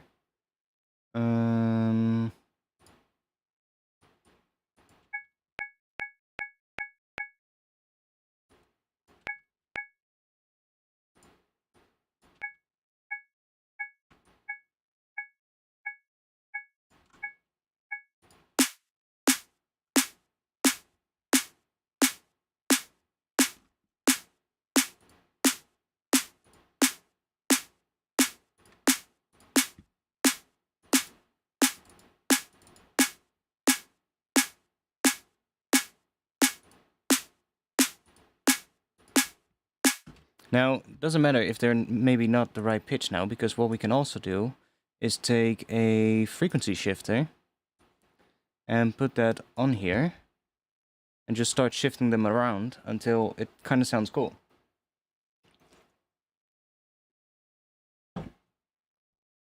Making a melody with... what?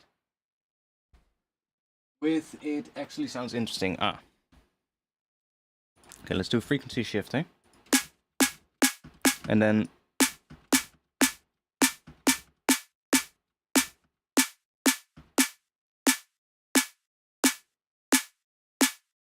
see, that's actually cool.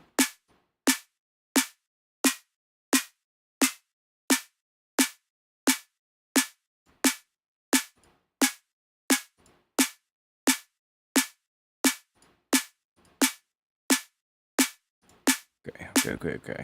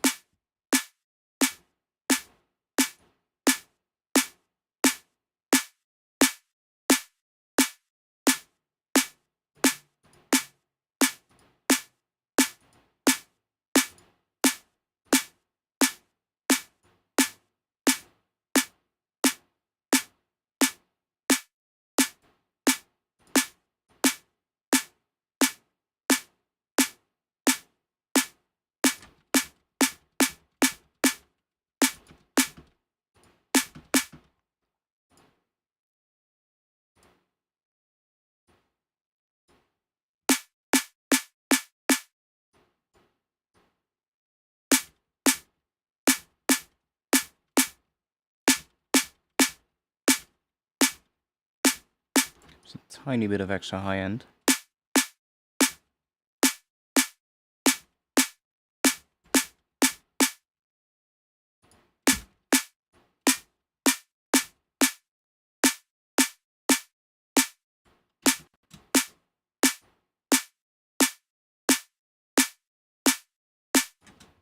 It's kind of cool.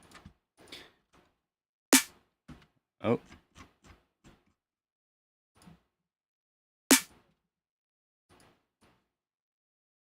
So, well, that didn't turn out like a clap, but the clap became a layer of a snare. I mean, it's an interesting snare because there's like a two-stage sort of thing, and there's also all this noise in the transient, which is kind of cool. That's basically from that clap. So that's the first part of the clap. Here, the second part of the clap hits, and then here, so like the main body of the clap, the main tail of the clap starts coming in, and you can kind of see it. So it's like a weird double stage thing or something. Like here we get that, and then there's no noise, only the fundamental coming through, and then some noise comes in, and then here suddenly there's a lot more noise coming in. And kind of sounds cool.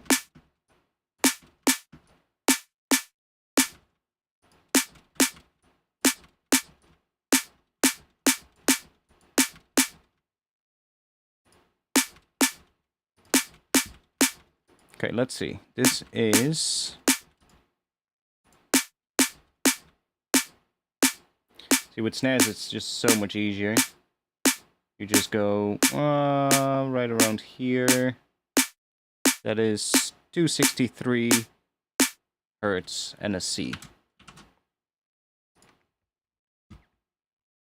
Bit of a lower snare. 263.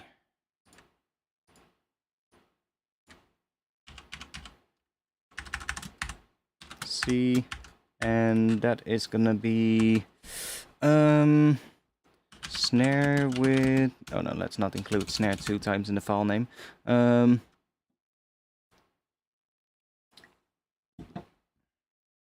Synthesized clap layer. There we go. Let's check real quick if the sample is correctly exported. It should, but sure. Yeah, the pack is still... the pack is still gonna take a bit of time for me to finish it. I'm making a lot of one-shot hits right now, and doing a lot of loops, making a lot of breaks, and then I also still need to chop all the breaks up into Rex files as well, because I want to include the Rex files as well, which I didn't do in my previous sample packs. But I decided to get Recycle so that I could basically chop them up. Also because Recycle just, well, I mean, Ableton has changed the warping in the next version, so I'm on one version ago, because the last release just didn't work on my computer that well. It was all kinds of bugs, like performance bugs. It was really slow, and like it was lagging with the UI and all kinds of things. But by the way, guys, I was reading on Twitter today, and I saw that, who was it? Somebody had tweeted at Ableton in my Twitter timeline. I forgot who it was, but somebody tweeted at Ableton like with similar issues, being like, "Yo, all these issues," and they replied that they released a new beta, and they said that it seems to be fixed in the beta. So I hope that update is coming out soon, because the last update, it was really bad. Like, it was just not fun to work in Ableton with the last update. So I hope it's fixed with the coming update. That would be really nice. But yeah, like I said, I'm still making a lot of different breaks, because I haven't made too many yet. We made a couple of ones. There's some nice breaks already. Some pretty good ones. That one, I love the sound of this one. It just really fat break. And some come with different patterns as well. Other ones like that.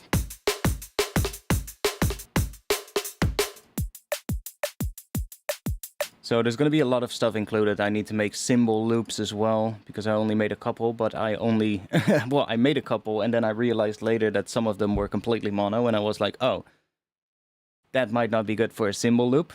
So I need to redo the cymbal loops, because nobody likes mono cymbal loops, I guess. Percussion loops. Well, I already have a lot of percussion stuff. Most of the stuff is shakers, and some other percussion loops, but I still need to make a ton of those as well. But right now I'm mostly focusing at the moment on making some more one-shot hits, because, yeah, I definitely need a lot of those.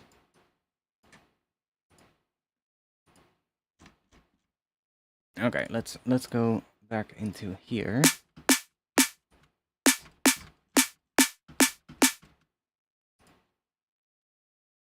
Why did you do that?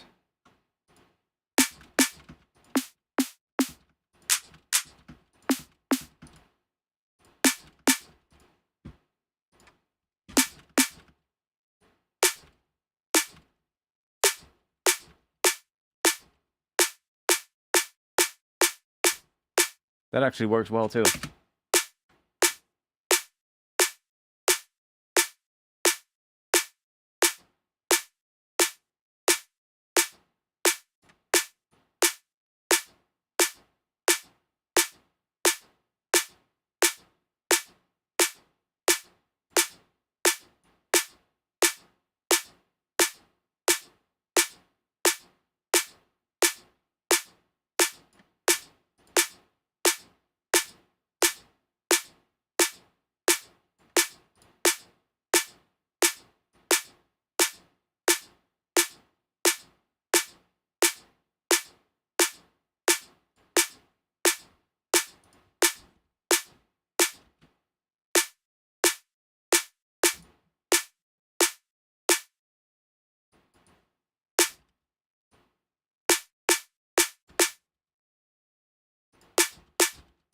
Like they also seem to not be exactly the same every time it loops. But this one sounds really good. So that's also the thing, like sometimes it might just slightly change, because there's noise in here, right? So that noise might be a little bit random. And then every time you play it, it might be slightly different, so you sometimes want to just play a couple of ones in a row until you've found the right one. But that one sounds pretty good. And then let me check. This one should be higher, so we're now at 350 F. So let's put that in the sample pack as well. 350 F, and it's kind of like I'm just gonna leave this here because it's kind of the same thing. So 350 F. Oh, that would be nice actually, because then you have a lower one hitting on C and a higher one hitting on F that sounds similar, but it's just a different pitched fundamental, so that you could theoretically use those in a track together in a track that's written in the key of F, because C is the fifth on top of F. So you can have, like, I don't know, a track in F minor, have one section with the high snare, and then switch to the lower one somewhere later. Nice. So we have that one, and then we have, where's the other one?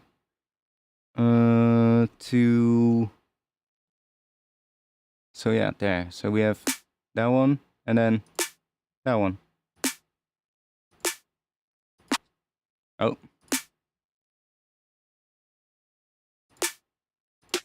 I also still need to make a bunch of, like, rimshot-like snares, which I'm not really feeling like doing that now, but...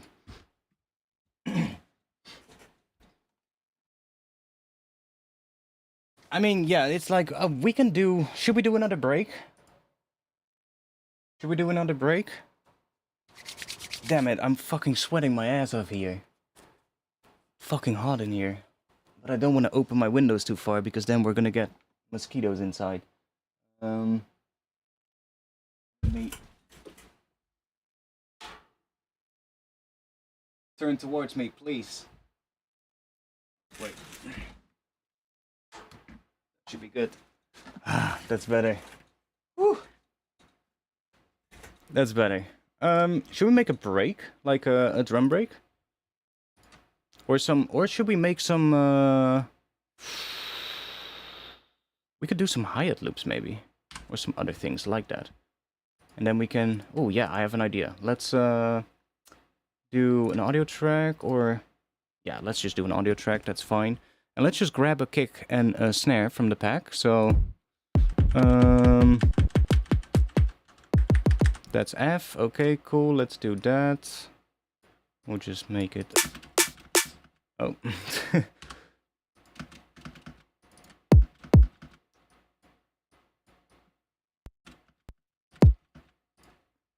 Mm-hmm.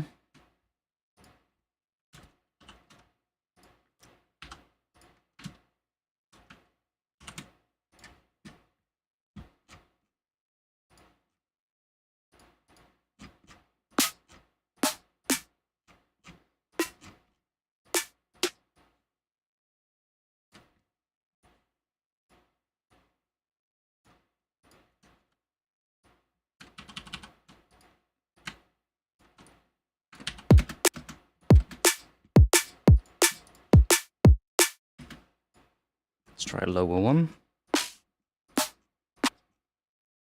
Maybe that one.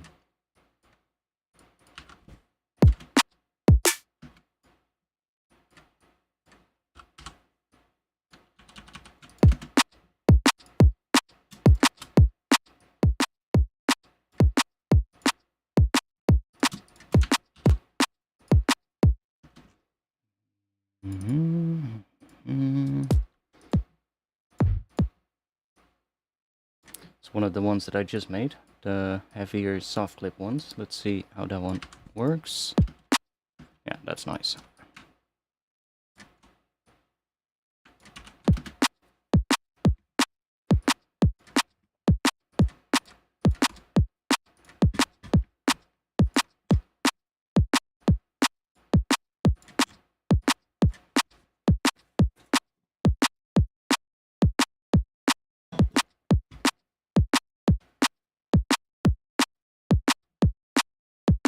Yeah, it's probably getting cooler outside, but if I now open all my windows with the lights on here, then it's gonna be mosquito fest inside, you know? Put another light on. I'll do that after the stream. I'll just quickly just turn all the lights off and just open both my windows, and then it'll be good. We'll be fine.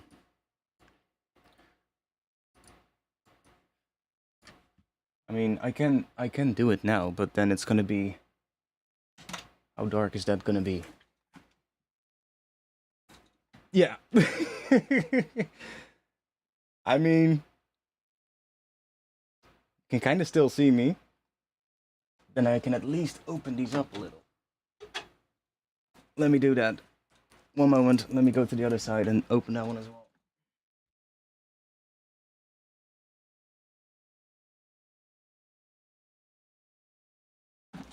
There we go. That way it can cool down a little. It's already immediate. I already feel breeze immediately coming in. That's good. Yeah, it's been really crazy out here at the moment. Like Europe has been having a really dry month. I think it's been like 40 something days now. The last time it rained. So that's not really what we're used to in the Netherlands. The Netherlands is kind of, it's kind of like British weather. So it's a little bit less rainy than British weather, but it's still pretty damn close to rainy to British weather. So seeing it not rain for like 45 days in a row is pretty, pretty crazy. I was walking home earlier today, and there's a whole lot of crows and ravens here in the area. They were just sitting on like this. There was a ledge here at the end of my street, and there was this entire row of crows just sitting on there with their beaks open, wings spread, just cooling down in the breeze because like even they are hot.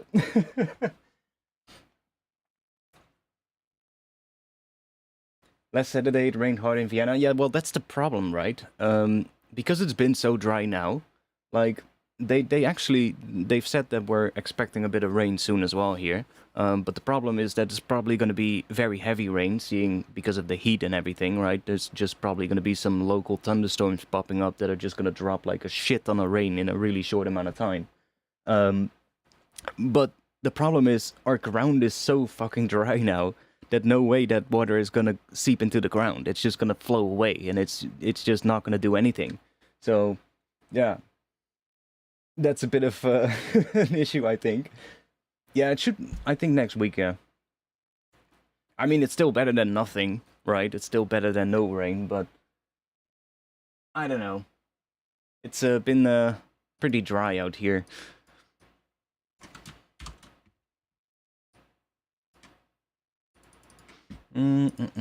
Let's grab ourselves a hat.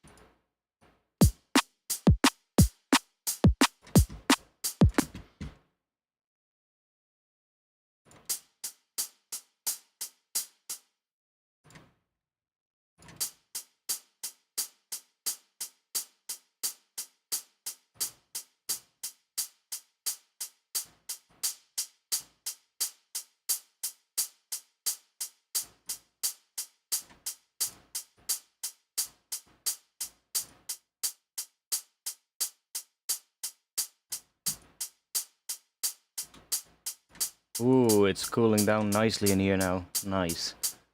Ooh, much better. Let's see. I have a folder with like some temporary head samples that I made. Basically just, I did like a long sound design session where I just made like heads and I was just tweaking knobs with on like a noise head that I made and just like other things like tweaking convolution reverbs and all kinds of stuff. And I had one really long file and I went through and I cut all the ones out that sounded like it could be a head, right? So I have a ton of these like different, all kinds of ones like that. So let's see if we can use some of those.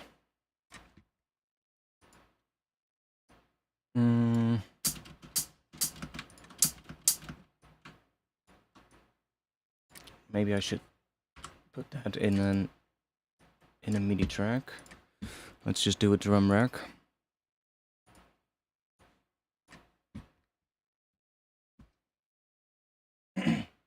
Hey, 010 gang. Absolutely. Absolutely.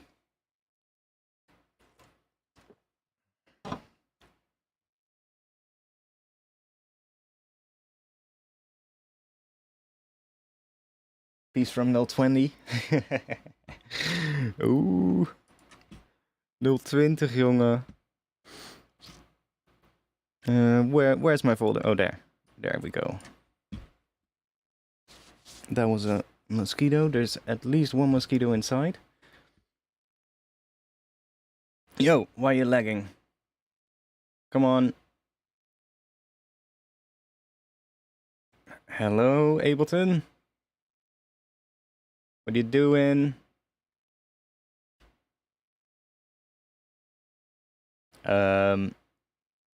Okay. Ah, there we go. Not sure what that was about.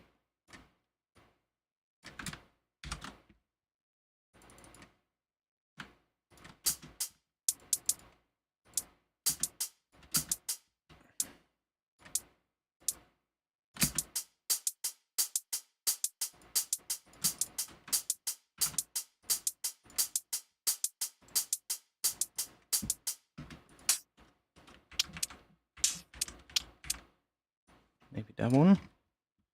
Just want to have like a couple of hats in here so we can make like a pattern that's sort of like part acoustic hats and then reinforced with like some one-shot hats so you can well, I don't know, I just want to make a ton of different hat patterns as well for the pack so that you can just, the whole goal for the pack is basically that you just have everything that you kind of need for making drum and bass drums, and you can just say like, oh, I want to take that kick and let's take that snare, let's take that head loop and let's combine it with that shaker loop and let's put that percussion loop in there and maybe chop it up and, you know, but just have everything and you can just bring it in.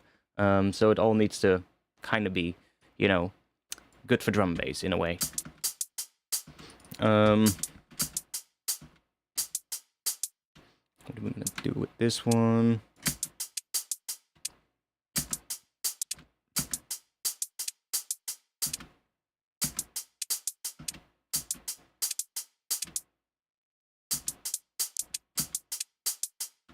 Oh, that's kind of cool.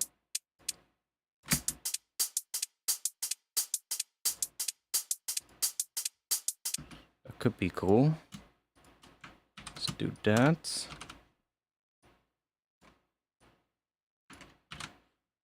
Not really too concerned about the kick and snare, actually. Just want to make some hat patterns. And then let's see if we can find... Oh wait, we can do that in here maybe.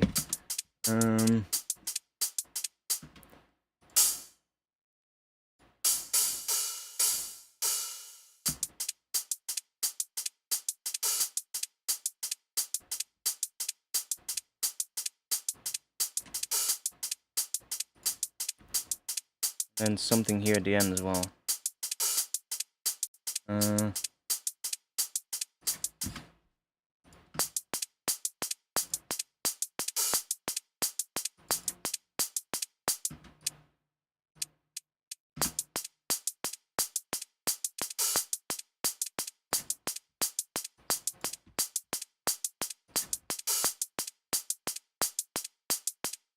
something here. What are we gonna do there?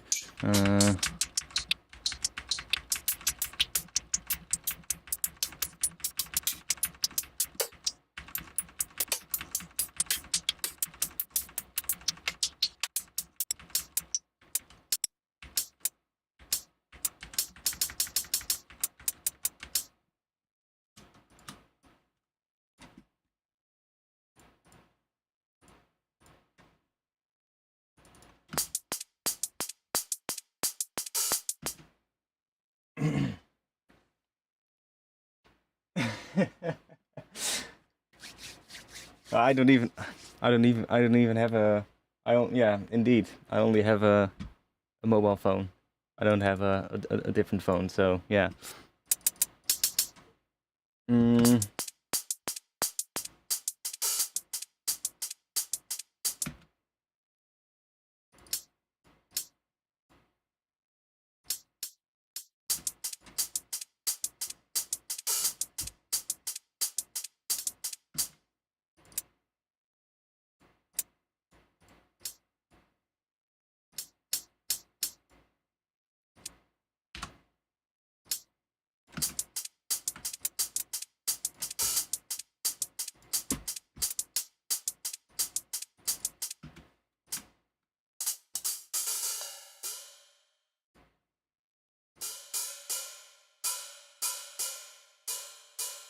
Maybe.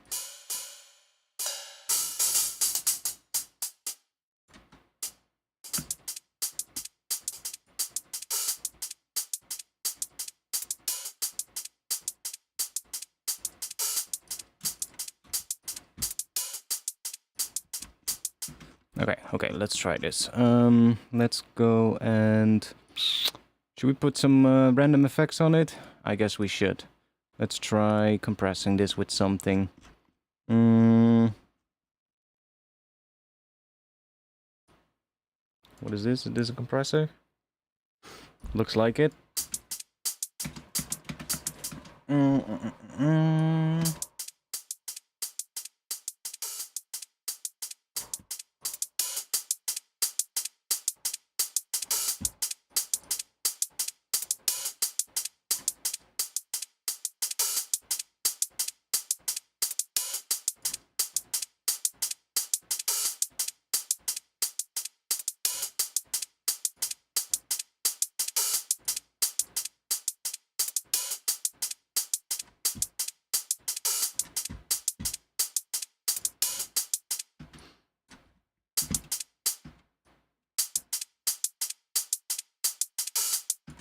Let's go into here.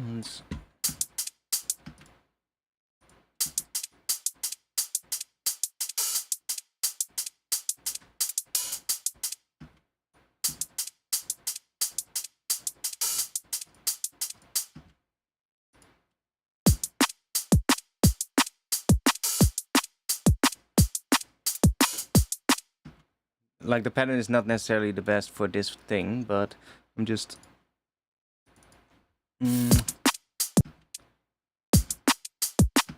Maybe I'll just put them on the offbeats. Like so. Yeah.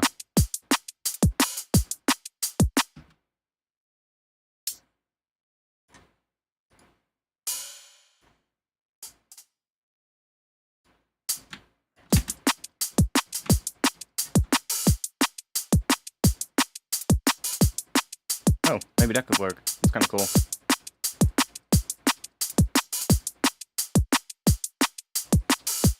But should that maybe be... What if we put this one here? And then this one right there. So that we get the short one first.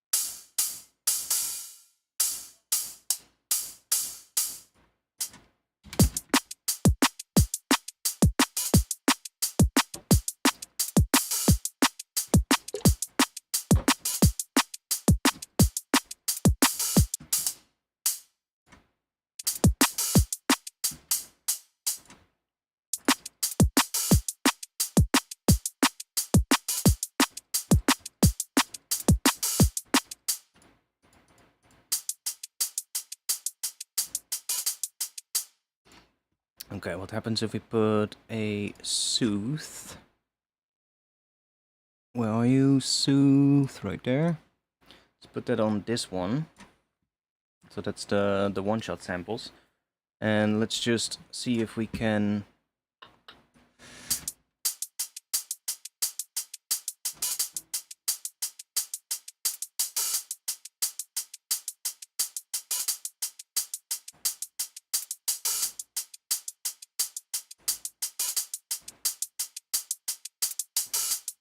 It makes them a little bit more noisy, but less clicky in a way, so they kind of gel a little bit better with the other one, if we do that. Oh, later, Vensta. And hello, Void Skull.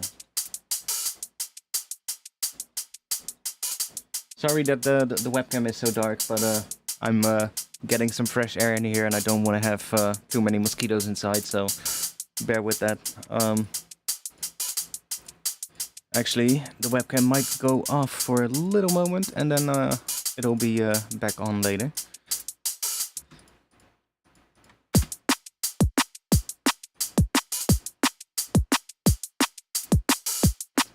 Yeah, that's a pretty good head loop.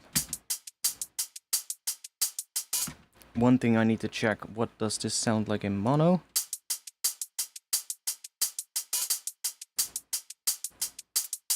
Yeah, pretty good. As long as it's not completely cancelling out in mono, then we're fine. Because they're heads, so they can be wider.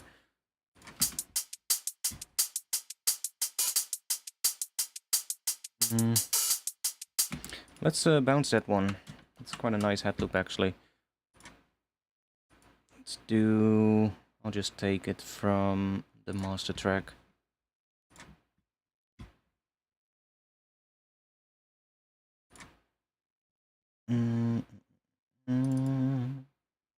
There's already some head loops, but not too many yet, so...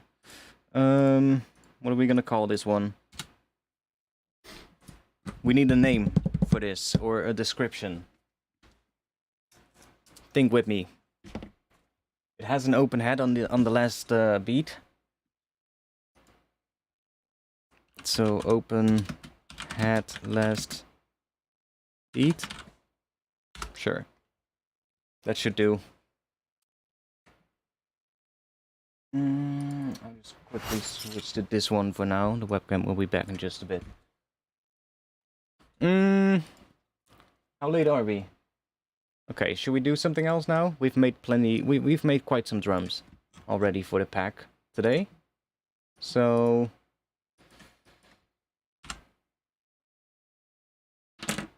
should we do something else?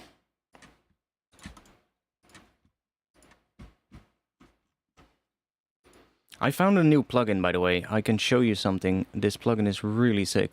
Let's see. I don't want the stream to be copyright claimed though, so I need to find something real quick that won't copyright claim this. Let's see. Do we have in here? I guess these wouldn't get copyright claimed.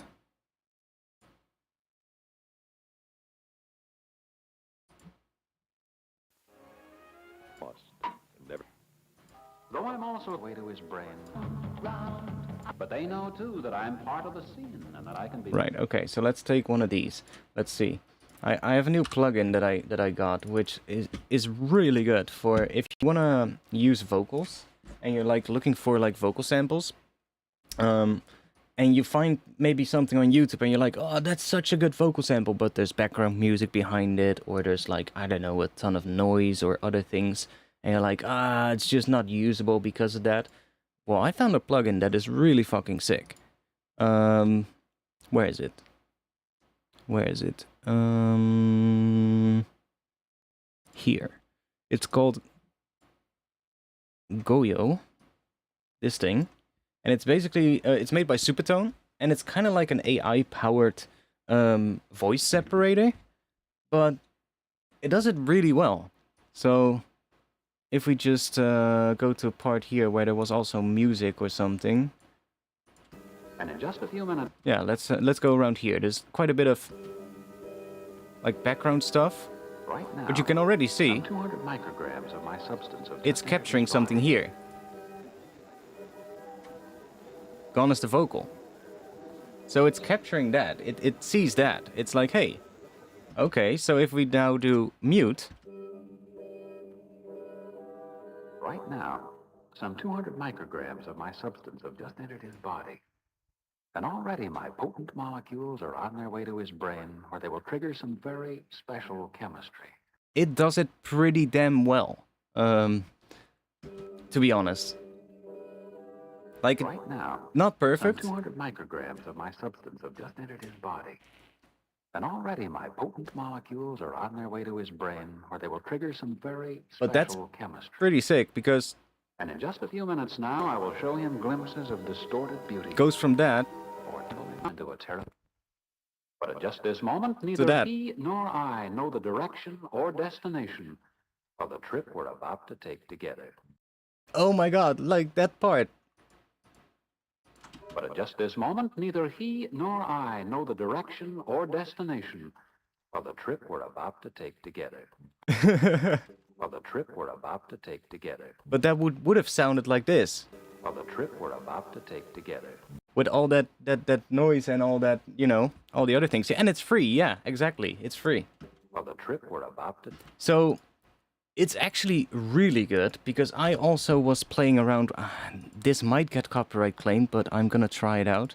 If it does, then I'll just mute this section of the stream, so... this should be fine. Let's see. Traditional music, Japan. Let's go for here. I don't know, let's take one. So this is a traditional Japanese singer, and she usually sings over like piano and string music. And sampling this would be really difficult, because there's no acapellas for it. No shot, you're not going to find an acapella for any of these things. It's some really obscure Japanese music. She's from like, her name is Ikue Asazaki, and she's like an old lady from... she also did a song for the Samurai Champloo soundtrack, by the way. Or at least did the vocals for one of them. When you hear that track, everybody's like, ah, that one. If you've watched that anime, then you know it. If I play this one, right off the bat, I'll just talk over it, but you might even immediately go like, oh, that one. That one. That track is her. Now she's like a lady from like some really small island south of Kyushu in Japan. And her music is quite interesting, but she has some really interesting tones to her voice that could be really good for sampling and turning it into like some, I don't know, some vocal pads or something. But there's no way this would work. Like, oh wait, we're with the plugin. But like, if we just play this with, it's just full of like orchestration, and there's all kinds of music in it as well, right? So it would be really difficult to sample a piece of her voice here. Right, because there's piano behind it. But with this plugin, we can actually get pretty close to getting... Not all the parts are going to sound good, but there's definitely going to be parts where it's pretty clean and pretty good to be sampled, I guess, and just doing something with it and turning it into something else. So... See, so... It's not perfect, but... Like, even that little thing at the start there, you can probably cut that off. Because she starts singing later. So, it's like... And if you want to turn it into something like a vocal pad or something, then this is good enough. You can just bounce this and say like, oh, we'll drench that in reverb or something, put it into a granular synth or something. But then at least, because a lot of the other stuff is already gone, like if we... or just mute just that one. Like all of this is removed.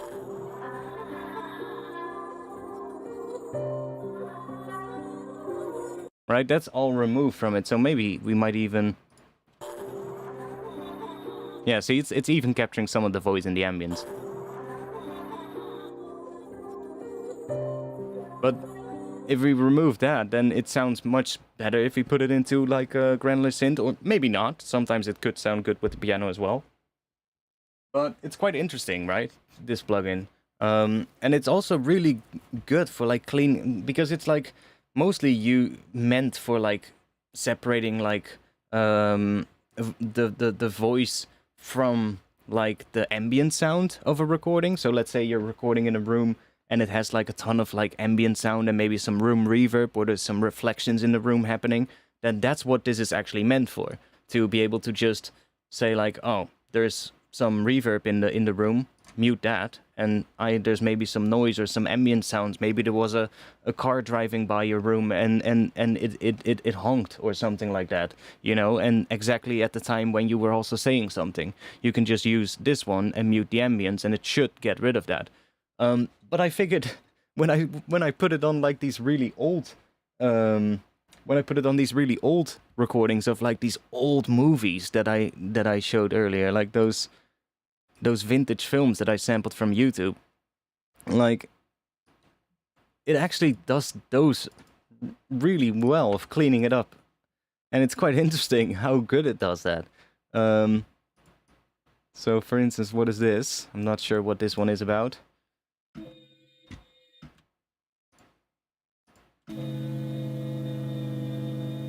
John Long, age 35. Right, there's Married. music behind it. So let's mute the ambience. Okay. John Long, age 35. Married.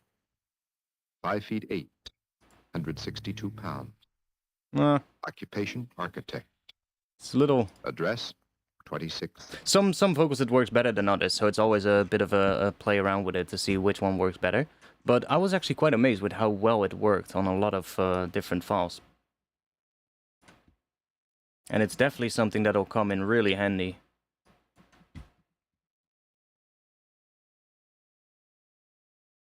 Rip X, isn't that the one that splits into stems or something? If I remember correctly.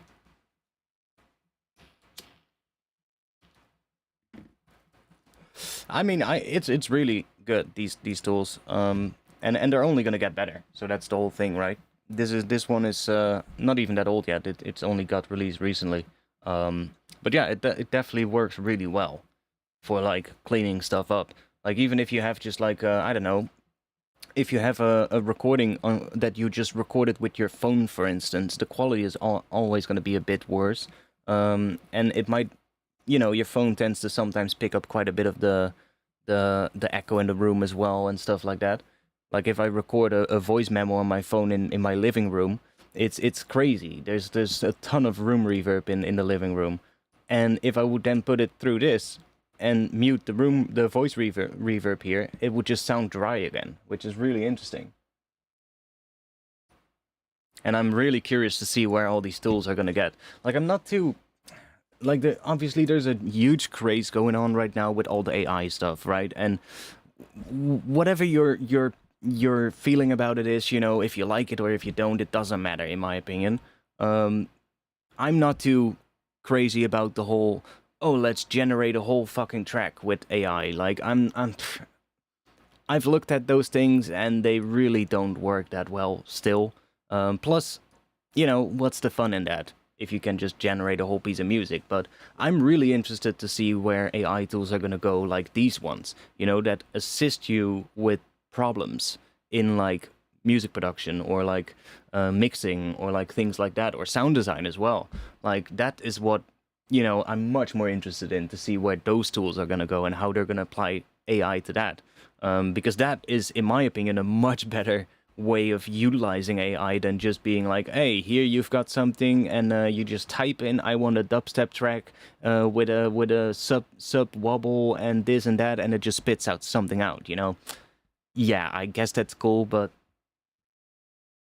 like the Google thing, right? The Google Music thing that they are working on, where you just... I think they haven't released it, or they have now. I'm not entirely sure, but I saw a lot of people going absolutely crazy about it. Like, oh, it's gonna replace musicians, and... I don't know, man. I don't think so. See, music is always consumed by humans, right? And humans do have something for like emotion and feeling, right? And if there's a connection with an... I don't know, like, I don't think people would be able to get behind just like an AI thing as much as they would get behind supporting an artist that is an actual person, because there's an emotional connection there with an actual human, right? So, and that's something AI will never be able to do. So I'm not too sure about those kind of tools. Yeah, there's no way you're gonna stop it. Exactly, there's no way you're gonna stop that. But yeah, this one is a really good use of how you can use AI to make things better. Hello, everybody. This is Lowell Thomas. In an age when even the moon is accessible, it seems difficult to realize that there... So it's also a really good denoiser, because... Hello, everybody. This is Lowell Thomas. In an age when even Goodbye the moon noise. is accessible, it seems difficult to realize... Yeah, the thing with visual artists is definitely a bigger problem, in my opinion, because it's actually really good at that. You know, that's the thing. With music, I've checked some of those things that can generate music, and some are getting better. They're like, you can sort of like, you know, there are ones where you can actually type something like, hey, I want to have a bass sound and, you know, a lead on top or something, and it will actually make something that sounds slightly like what you would expect. But when you start analyzing it and just looking at like stuff like, maybe that is actually, well, I think that will improve in the future, but there were things like, oh, it is this like, they had generated a techno track, for instance, and it sounded like a mediocre techno track. Okay, yeah, it could pass for like a bad techno track, but when you started analyzing it and looking at like, for instance, the bass line, which the sub bass should be like a nice, clean sine wave frequency at one particular note, right? Depending, maybe it switches to a couple of different notes, but it should be hitting one particular frequency for the sub then. But if you would look at it through like a spectrum analyzer or a spectrogram even, you would see that there was all this muddy stuff happening in the low end where it was not, well, it was hitting that note, but it was also adding in sort of like noisy sub around it, which is more like rumble, and it was just really, and it actually isn't that good yet, right? So with music AI things, I'm not too concerned, but with the visual stuff, yeah, I can see why visual artists are a little bit fed up with things. And I mean, it's definitely something that needs to be discussed, the whole copyright thing around it. Yeah, the hands. Yeah, it's really bad at the hands. Hello, everybody. This is Lowell Thomas. But this one is actually a really good denoiser. Hello, everybody. This is Lowell Thomas. In an age when even the moon is accessible, it seems difficult. Like in a lot of cases, it almost performs better than my other denoisers. Like I would, the one thing that I had that I would use up until now was always the iZotope RX denoising, which works pretty well. But like the spectral denoise, which is really helpful, but it always needs like well, to really work well, it needs a section where there's nothing else happening but the noise, so that you can capture the profile of the noise, right? There is maybe a little section here, see? So in this one we will have somewhere that we could capture the noise from, but sometimes you might have a recording where there is not really a nice section that is long enough for you to sample the noise from, the noise profile. And then this one, you know, it's not going to perform as well. But this one, it just works. There's no capturing of a noise profile whatsoever. It's just, yo, you want that noise gone? There you go. Hello, everybody. This is Lowell Thomas. In an age when even the moon is accessible, it seems difficult to realize that there are still people and places on this planet that are almost impossible to reach. But they do exist on that huge island, the largest in the world, just north of Australia, New Guinea. The fuck is this about? Incredible as it may seem to us, Western man has never seen some of these mysterious peoples. Even anthropologists have had no opportunity to study them. I love these old films. They're so good for vocals, for little samples. Invited to go along with a government patrol. An area so vast that it was necessary to mount not one, but 2 expeditions in order to get the job done. Yeah. Get the job. In order to get the job done. See, it is so good for vocal samples. Okay, what are we gonna do? Yeah, it's instant. It just works, and I'm like, oh, nice. But let's see. I wanna give it another try for something real quick. Let me go in here and let's search for wet. Like it should do this really well. Let me just grab, I don't know. We got like some splice one. We'll grab one of Kara's vocals. That always works. Wet one. Yeah, nice and heavily processed. A lot of reverb on it. So even if you have like a vocal and you like it, but it's drenched in reverb, and you're like, you know, I wished I had a dry version of this. Well, let's see. Let's see how well it cleans this one up. How we got his time in this life. Okay. Let's mute the voice reverb. How we got his time in this. Okay, let's mute the ambience as well. How we got his time in this. Ah, okay. Maybe if it's so heavily compressed, it wouldn't work that well. How we got his time. Or do we... Is this a stereo file or... How we got. No, it's mono file. How we got his time in. Okay, maybe if it's heavily compressed, it doesn't work as well. I wanna see the light. I can take it. I wanna see. But sometimes it also really depends on the vocal, I found out. Sometimes it works better than on others. I wanna see the light. I wanna see the light. I wanna see the light in your eyes. I wanna see the light. I want. Yeah, see, because this has so much compression, I think that's just why it thinks that some of that really heavily compressed high end of the vocal is ambient, which it isn't, right? So it just puts that in there. But maybe if it's like a more drier vocal, then suddenly it will work. Or like a more unprocessed one. I'm not sure if we have. This is all gonna be heavily compressed probably, especially the wet loops. This one? No, it's heavily compressed. Stay by my side. Let's see. That's pretty... Stay by my side. Don't try to hide. Tell me you're mine.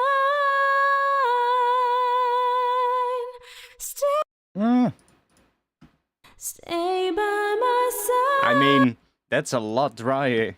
Stay by my side. It's, again, not perfect, but I really hope that they keep developing the AI behind this so that it gets better as well over time. I hope they will.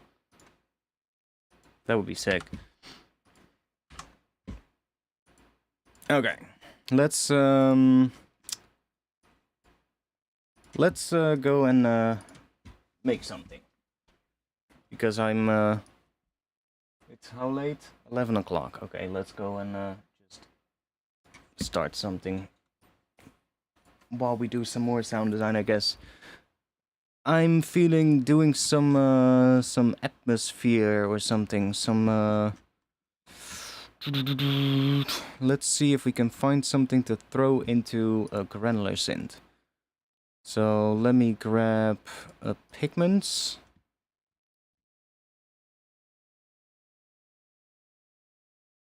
With RX, it often does... Are you saying does or doesn't?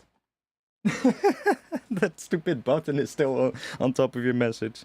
Can you type something more? Just type another message, and then I'll be able to read your your message. I'm gonna see if I can sort of like, I don't know. I'm not sure if if I can hide that button somehow. I hope so. That would be great, because it's really annoying. Doesn't. Ah, yeah. Doesn't.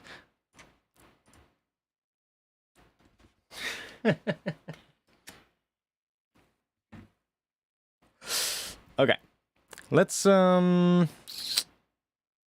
see. Packs maybe. Let's go into here.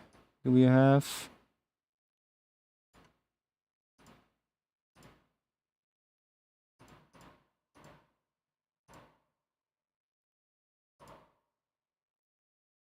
I want some tonal sounds. Instruments. Maybe instruments could be cool.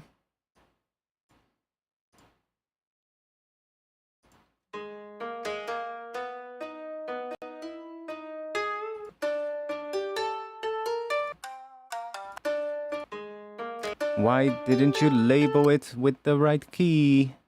That's so stupid. Doesn't matter. We'll figure it out.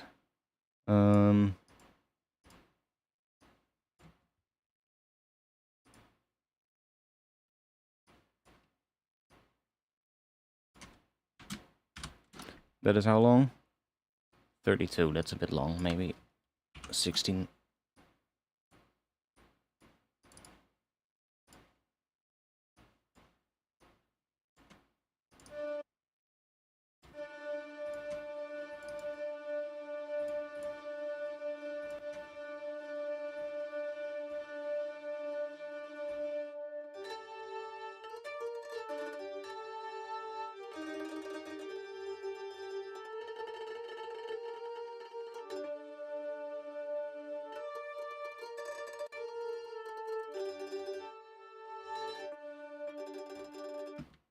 Something else.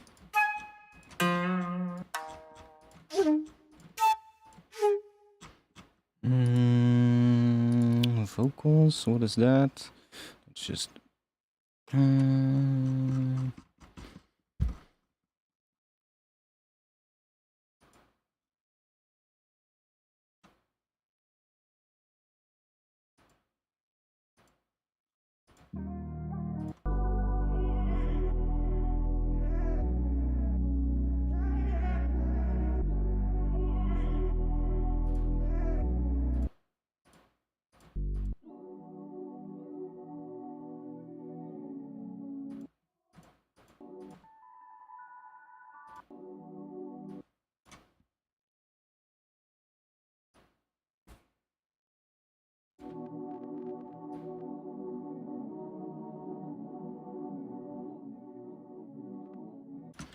Need something with more different things in it. Like...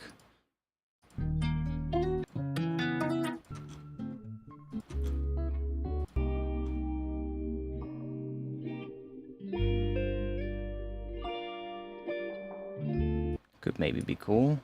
I just want to see if we can find something to turn into like an interesting atmospheric intro or some interesting, like, I don't know, just something interesting.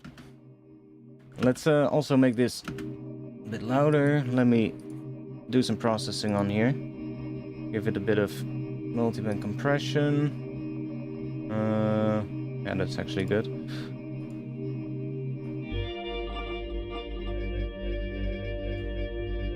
Okay, we're gonna go and do some stuff here. Let's do that first, and then let's go maybe that.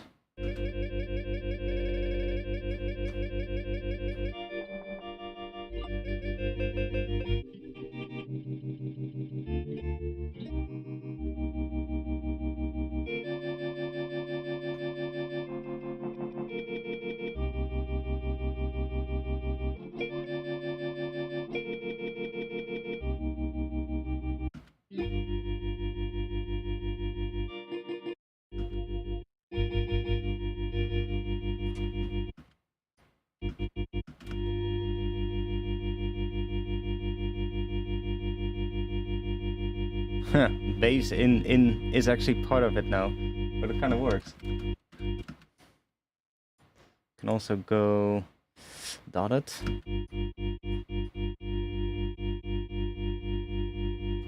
But I kind of like it when it's straight, so let's just do that.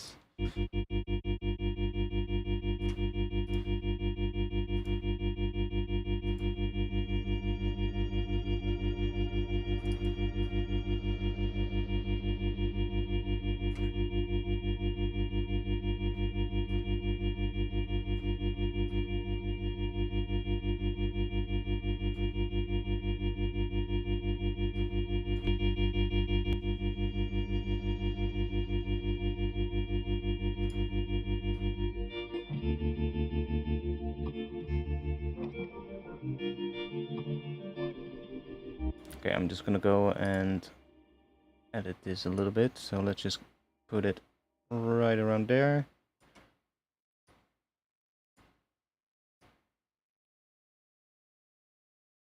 Just put it right there, so that it's a little bit... Hey! Huh?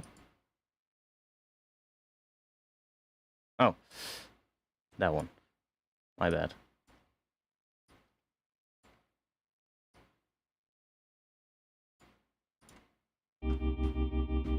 Have a little bit more control.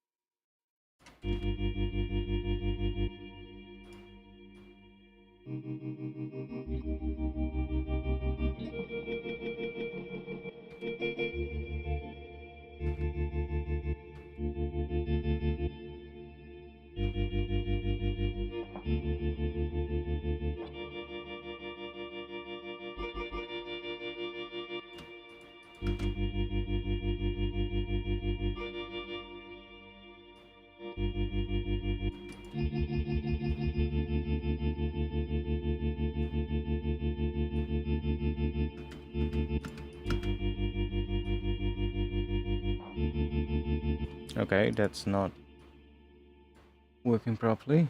Why is that not working properly? Do we need to do that?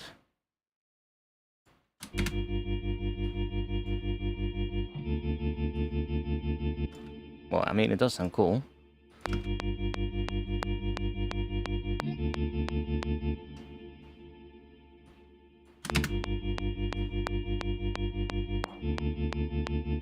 I mean, I kind of like it with that gap, to be honest. And then we want to find one here.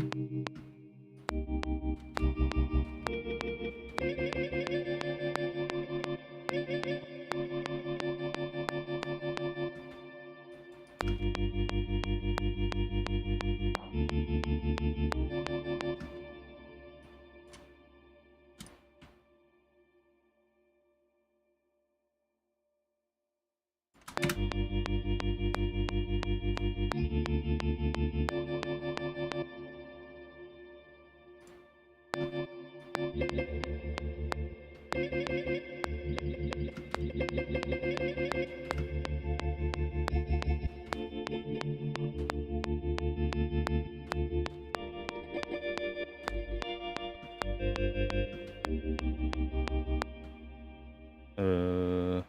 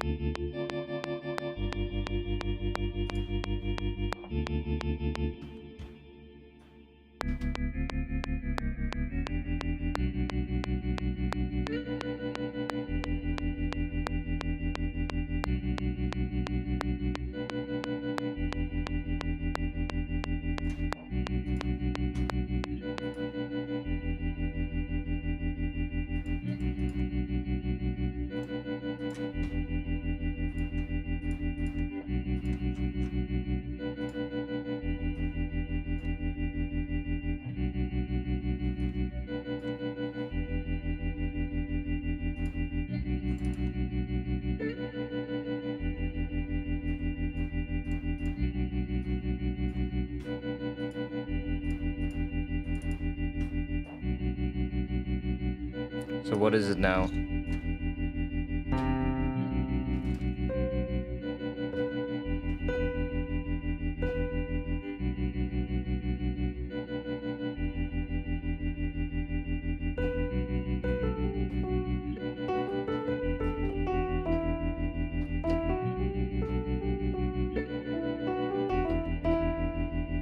That's B minor?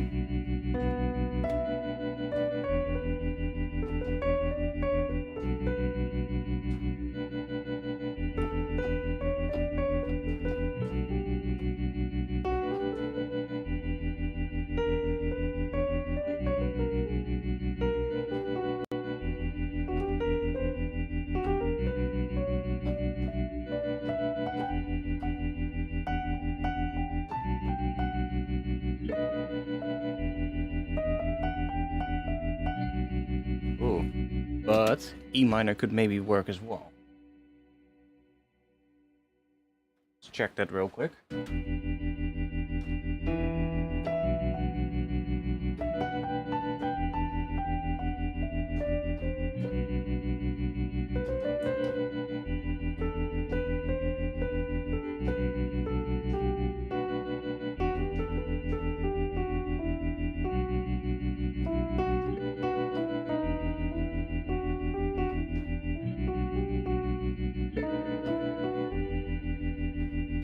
So both E minor or E minor. Type exclamation mark meters in the chat, METERS, and you'll get a link.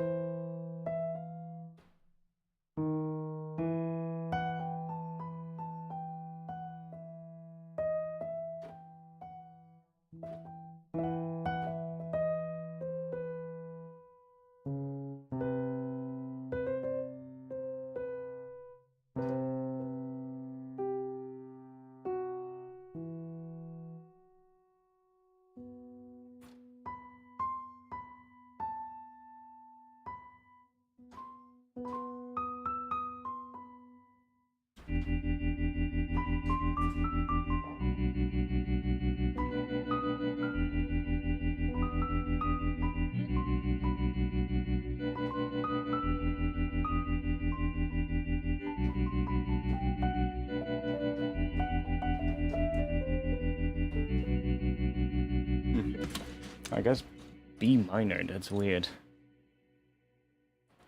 That's weird for drum and bass.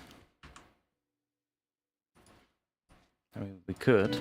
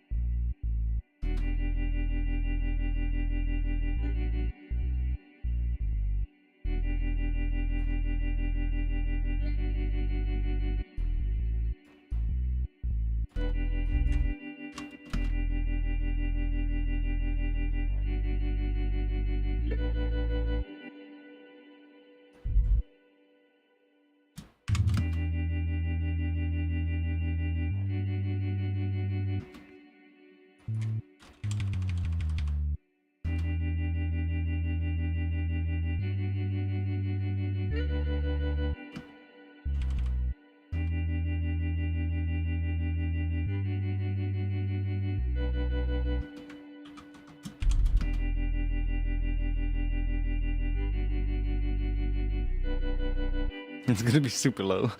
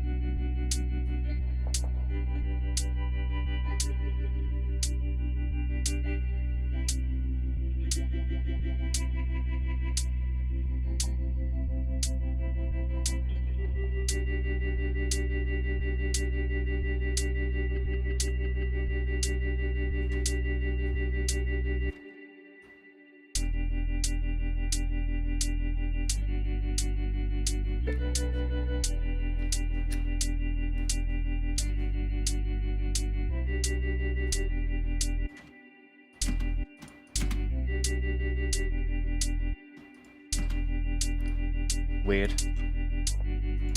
Not sure if I like this pigment sting. It's a bit too, I don't know. Not really liking it. Let's go for something else. Let's say goodbye to these. We'll keep the hat. Let's go for something else. Let's do we'll just go for more of a droney kind of thing instead. That'll be let's go for that. Let's just make something. Let's grab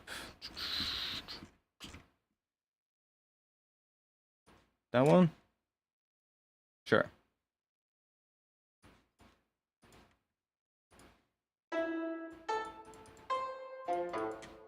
And let's do something like that.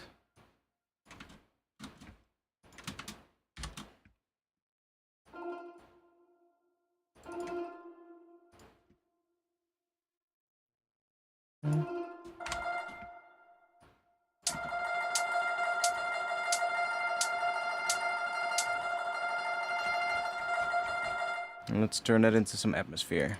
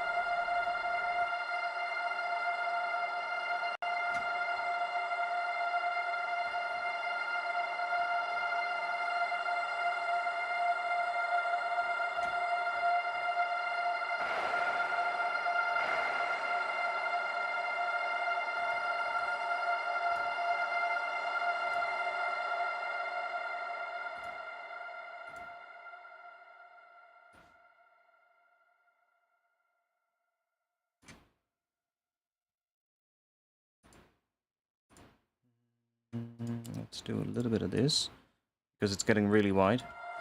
So let's just do a little bit of that, so it's gonna be a little bit more even, because it was a lot louder on the sides than it was in the mid. Let's just do this. Let's see if...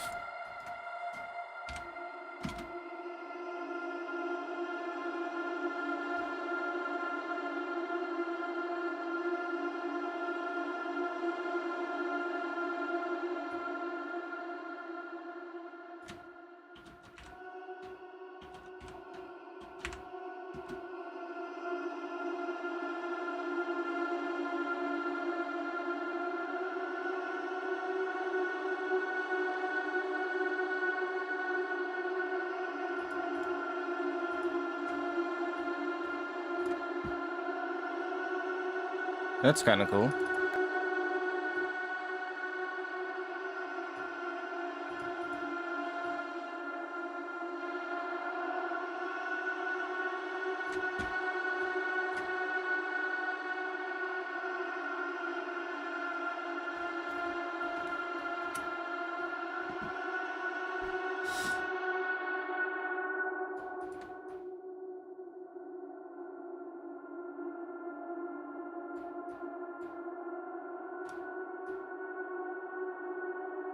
Mm.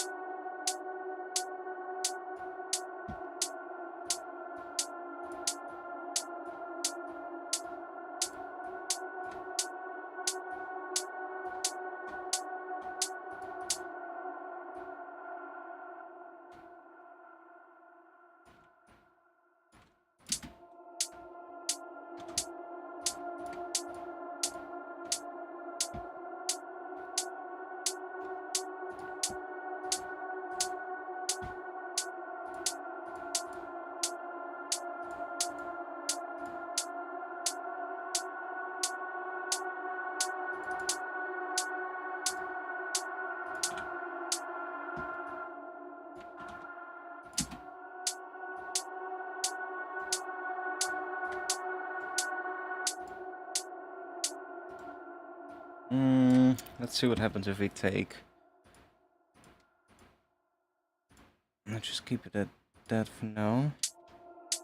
I want to see... let's see... Let's put that in between here, maybe. Let's take a... I'm gonna put a serum effects in here. And I'm gonna... group this. And then let's grab ourselves an external instrument. Drop that in here. And then we'll send that into Serum Effects. That one. So that's now coming in here. It's sending a MIDI signal into this one. And then we can use that to re-trigger the these ones. And then let's see. I want to have a filter. So let's... I guess let's turn this one off for now. And then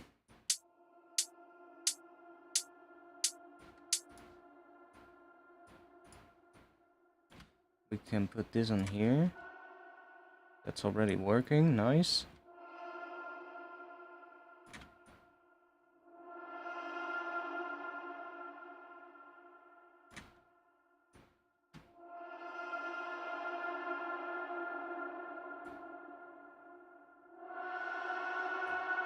Ah, okay. Idea. We are gonna do this different. Let's cut this away for now. Yeah, okay. We'll do this. And we'll just freeze that.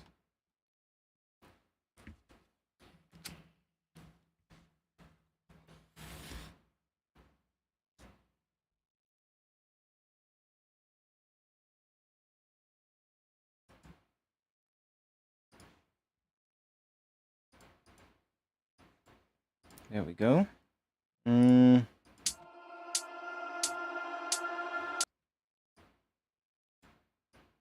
Then we can literally just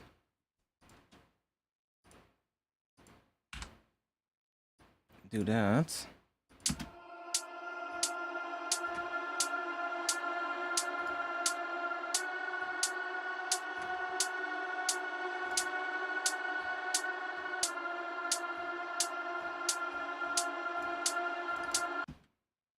We'll do this one as well. And I don't really mind if it doesn't loop properly, because we're gonna put that filter on it anyway. So we just wanna take this one and this one.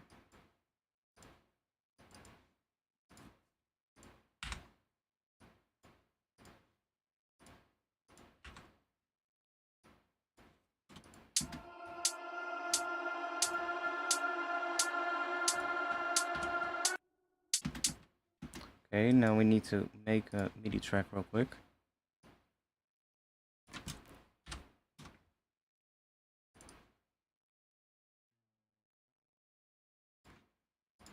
That, and then we'll just do that, so every time it comes around there, it re-triggers it.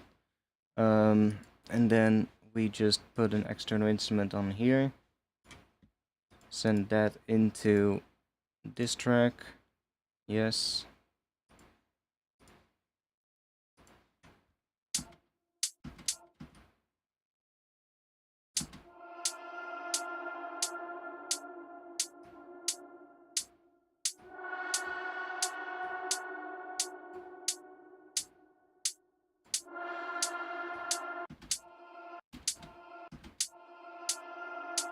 We can probably just put one of these. Let's just take that one. Drop it there.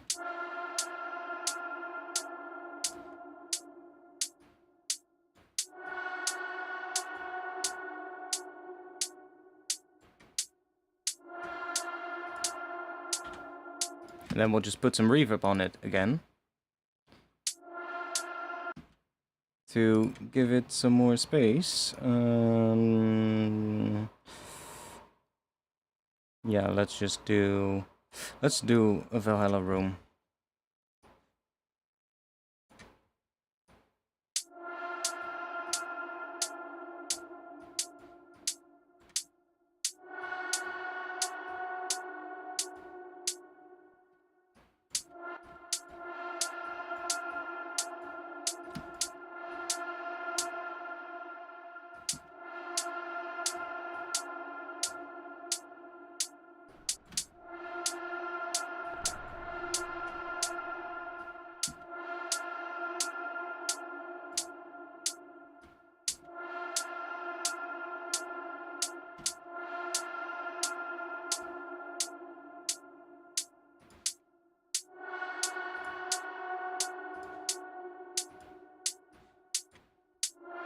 Oh.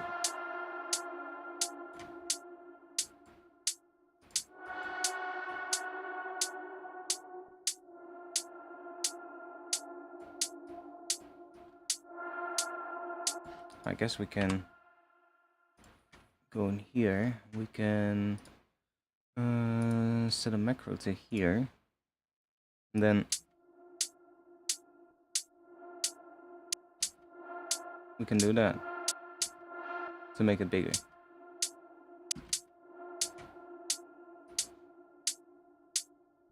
I guess we can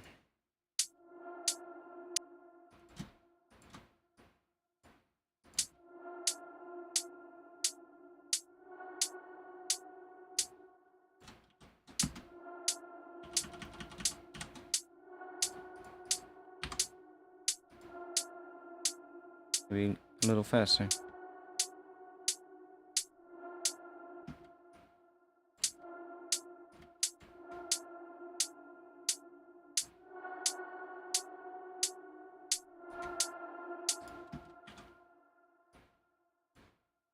See what that'll do.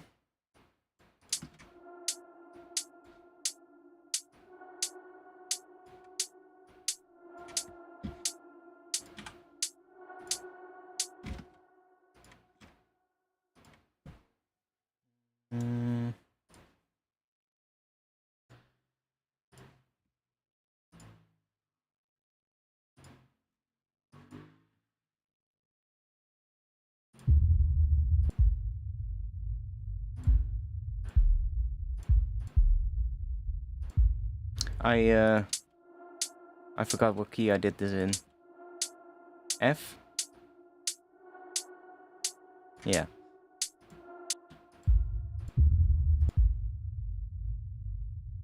Doesn't matter. Let's see. Well, it does matter. It's good to know what key you're in, but for this sound it doesn't matter.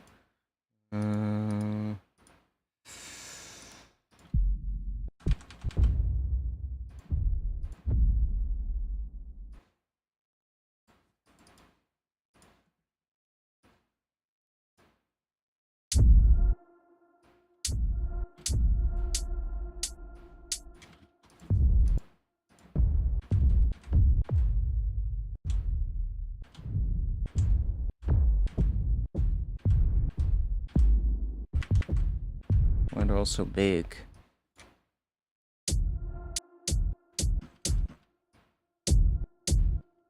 Let's put a EQ on it.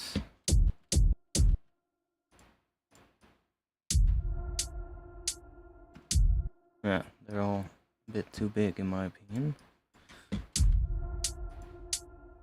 But maybe that one will work. Okay.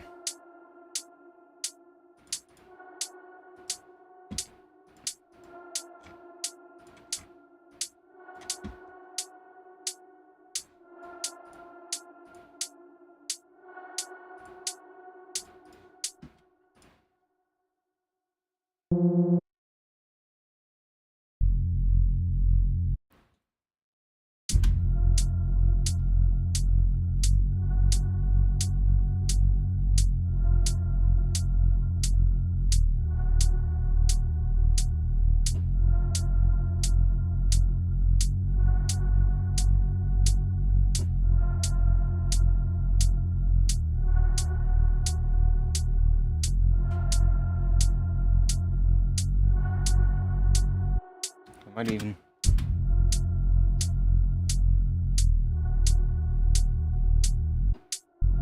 Yeah, that might even be better than like doing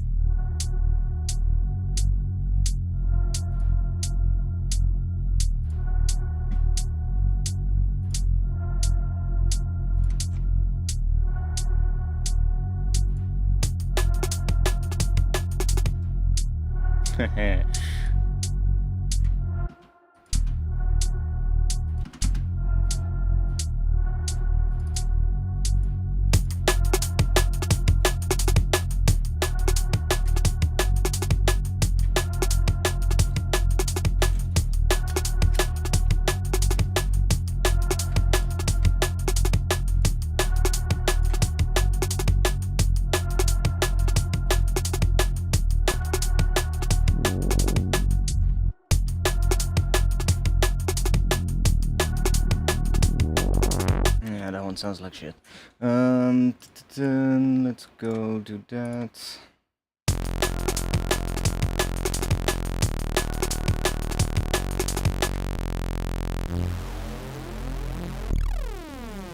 Nope.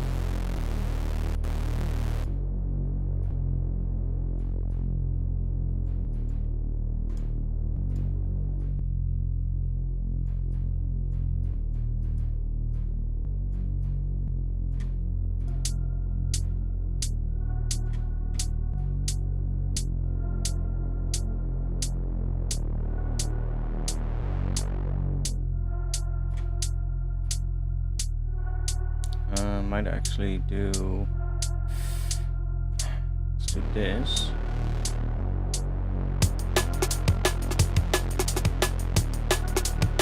I'm gonna see what happens if we just slightly distort it a little bit. And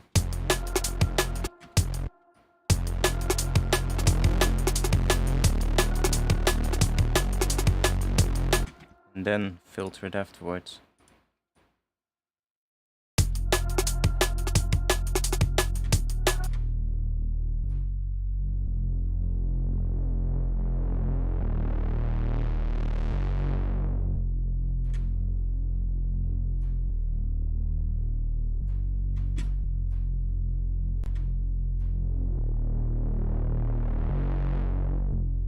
That's kind of cool. And then we could even use this one for something completely different. Because the sub is not running through it, so we can literally just do some crazy shit on this one. Like, I don't know, some comb filter weirdness. And the sub will still be there. See? So if I now... We still have the sub. Regardless of what we do here. Ooh.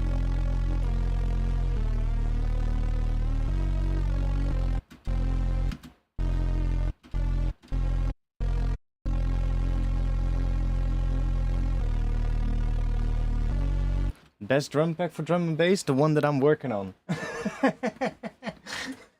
No, seriously. I'm not gonna lie.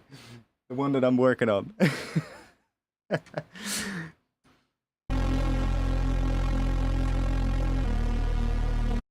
See what we can do with this.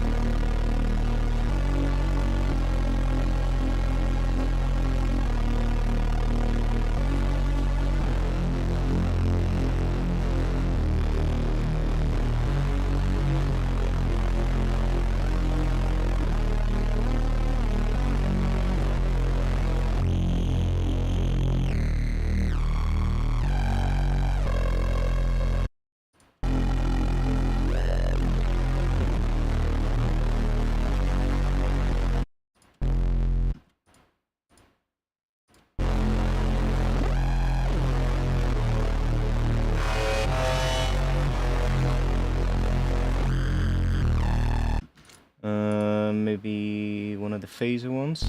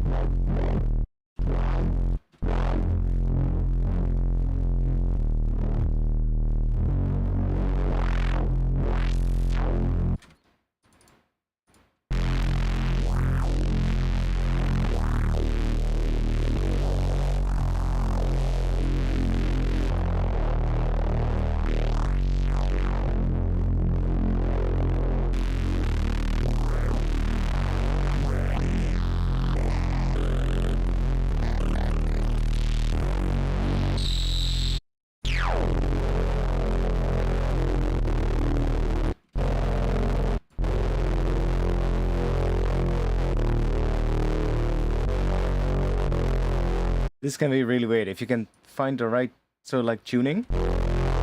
So like tune this right, then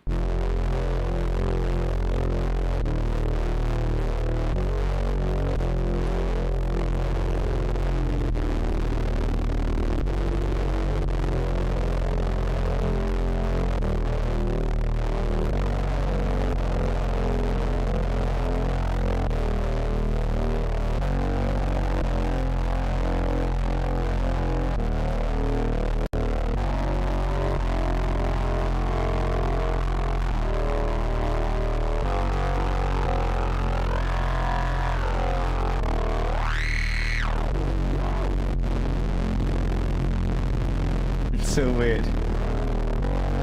Maybe.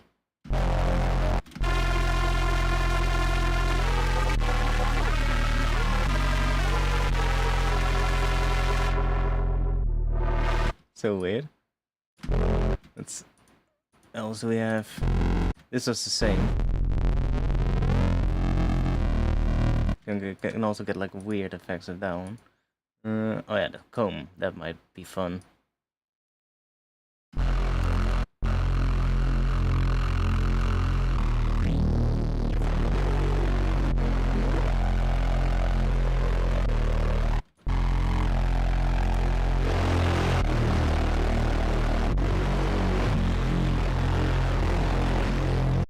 Weird.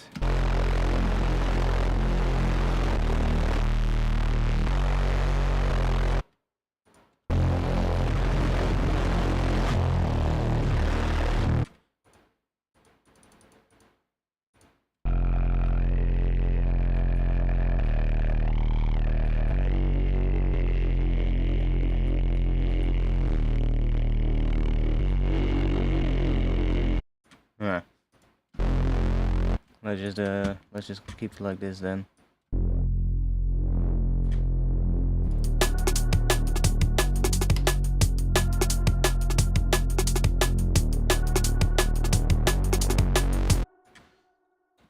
Dun, dun, dun.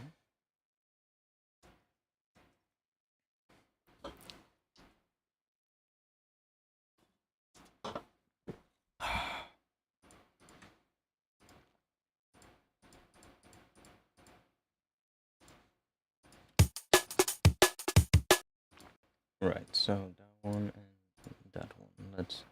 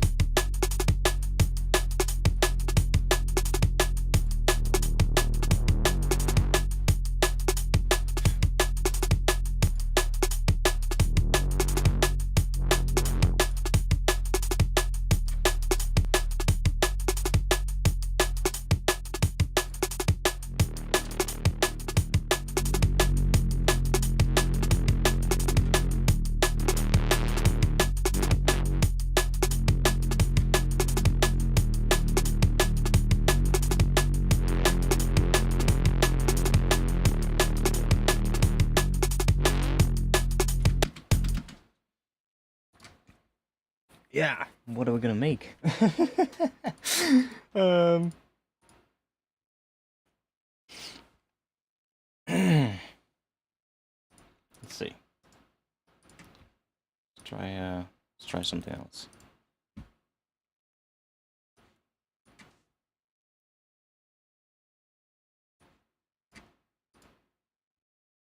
No, let's do some weird sound design. I'm not gonna go and do that. Let's do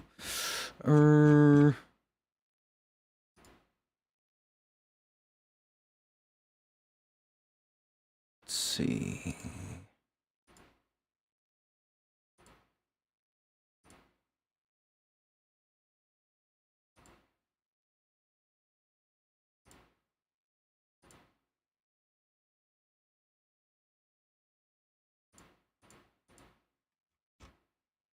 Where are my...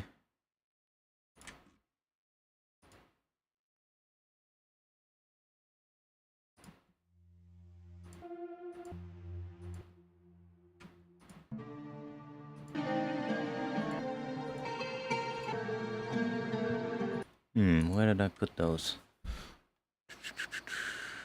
Wait, was it?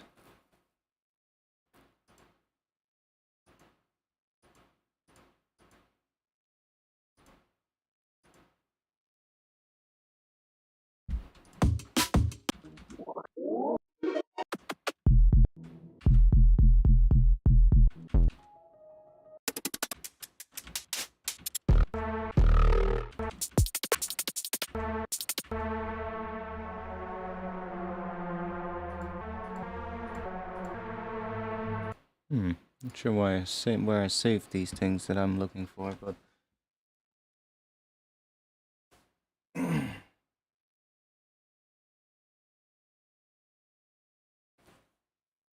I already made a ton of drums, so I'm not really feeling like making more drums now. We already spent like we did like 2.5 hours of drums at the start of the stream.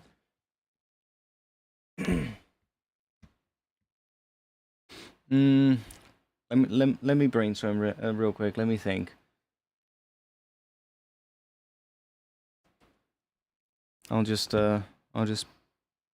quickly put some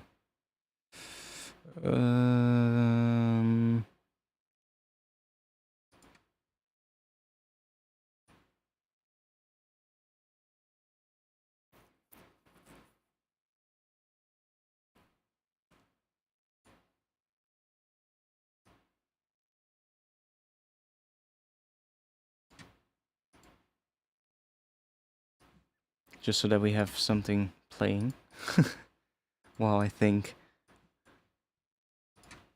Let's think. What should I do?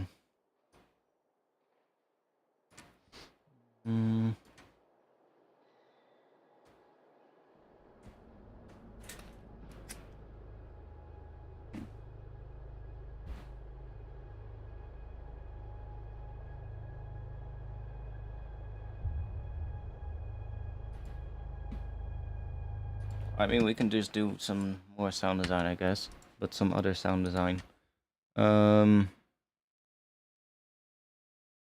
Let's go.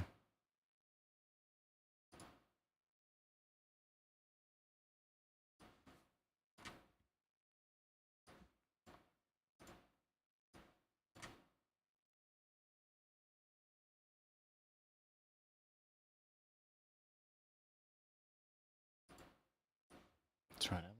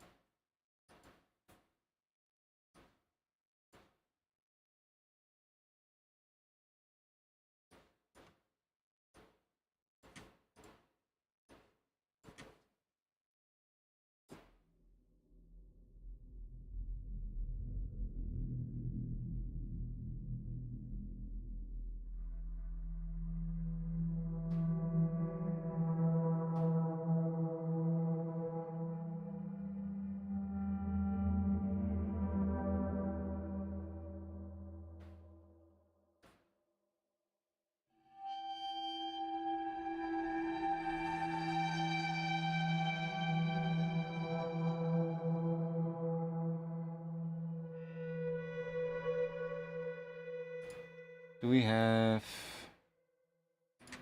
that?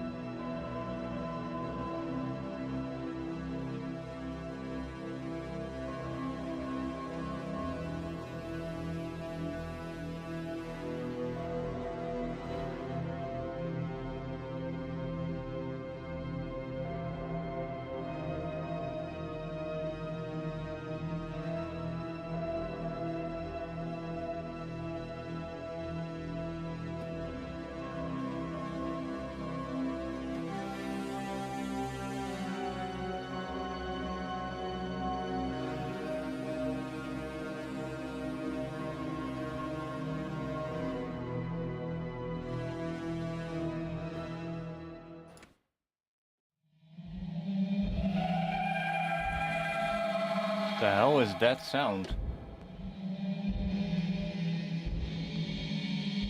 Very weird.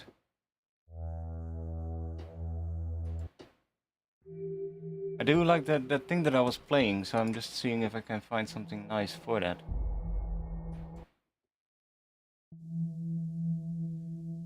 I was playing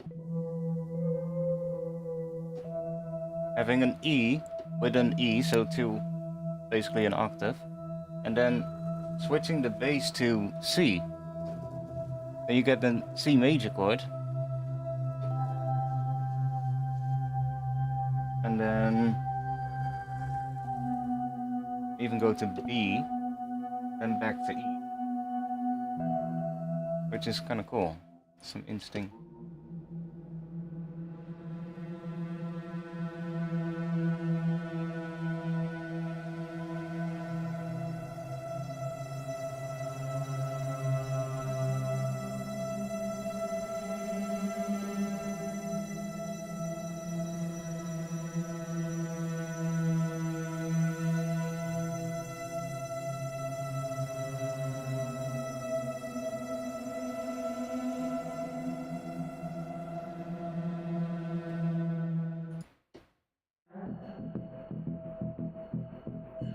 Okay, okay.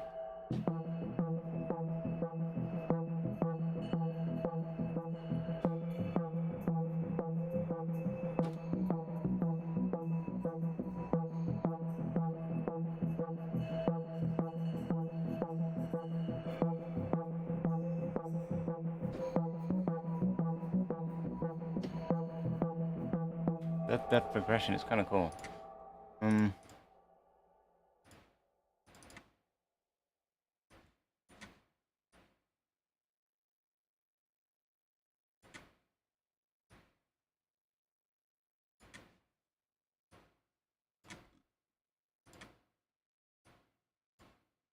Oh, dead completely off.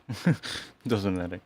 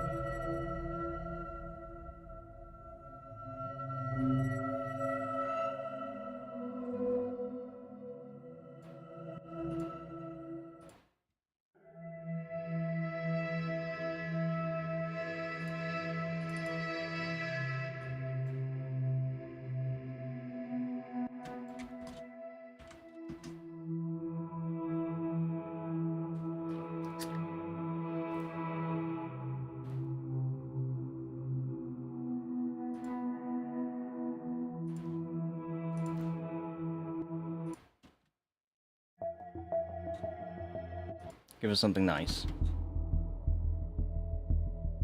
I can also go to that. Maybe just go all the way to the bottom. Let's see what we get there.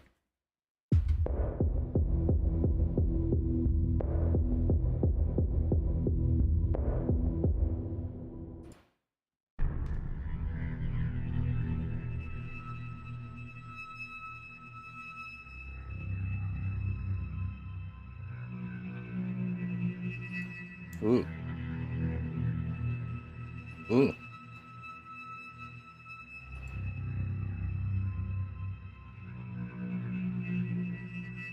Ooh, I kind of like that.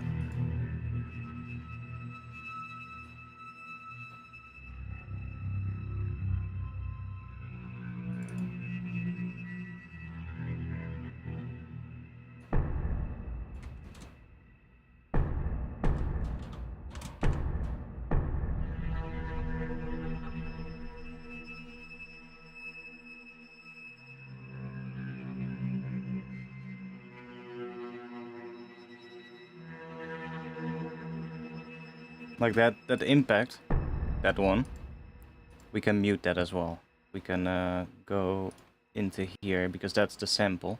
So if I just do that, we just get this.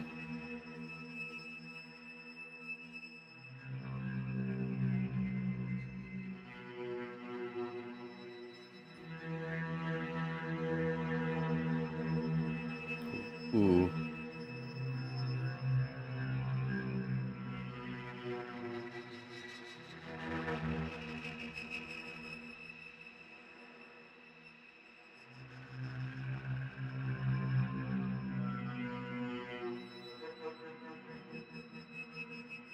Well, that's kind of nice.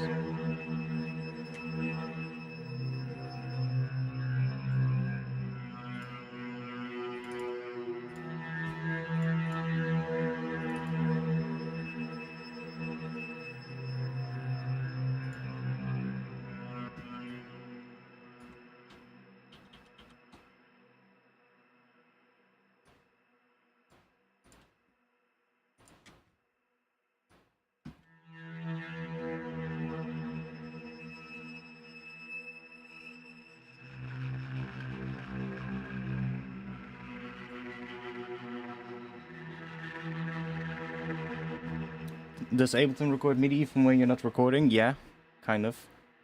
It has that here, so you can just yeah, you can just play something and then you can click this little icon here at the top, and then it will just put that in. So if I just do something like that now, you can see it has light up, and then I just click that, and then boom, whatever I played is now there. So that's quite nice. What I just did though has changed the tempo. Yeah. Let me undo that. That's one thing. If you play something without having the project playing, and then click that button, then it tries to find out whatever tempo it was what you were playing, and then it sets the project tempo to that. So don't do that. If you wanna get something, then just hit play and then play something on your keyboard, because then if you click that button, it will just keep the tempo. Like if I just do something now, like that, and then I click this. See, now the project tempo just stays at 175. So, little tip. Because I had a couple of times I was working on something, and I literally had one time I was working on something and I played something in, and I had played it in at like 162 or something like that, what Ableton thought at least, but I was working on at 172, and I was working on my project for a really long time, and I was like, why does everything sound so shit suddenly? But there were like a bunch of warped audio clips as well, and it was using the complex warping mode, and it was trying to just stretch them, right? Because, you know, I was suddenly at a slower tempo, so a lot of things that I had warped in my project were being stretched. So, and I was like, what the fuck is going on? Why does everything sound shit? And it took me like, I think 10 minutes until I looked at the top left corner. I was like, why is my project tempo 162? I didn't even notice. I was like, what? It was so weird. Sometimes you get those weird things.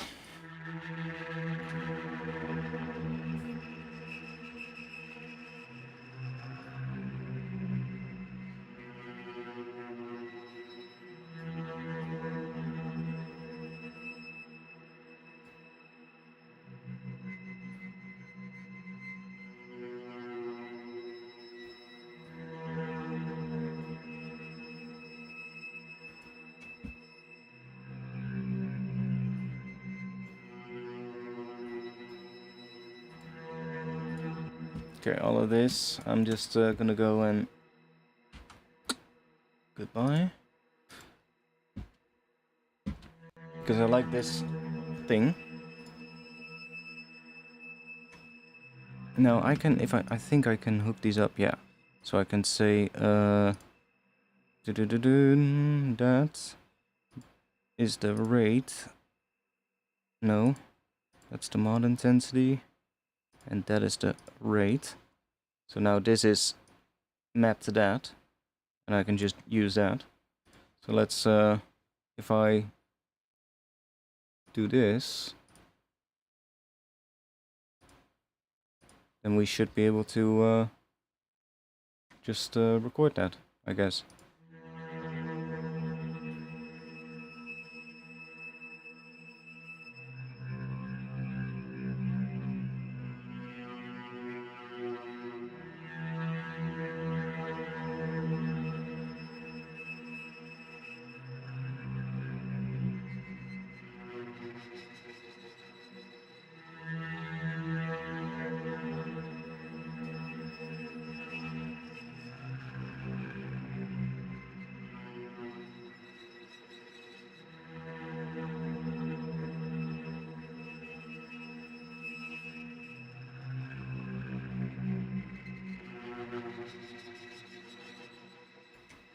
Something like that to start with.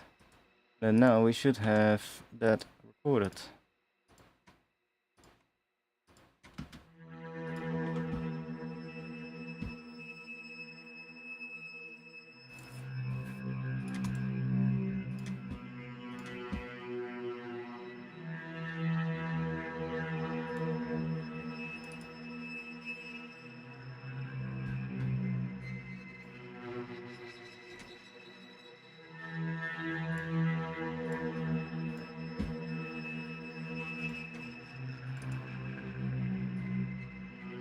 So that would be an E. Okay. Let's just I'm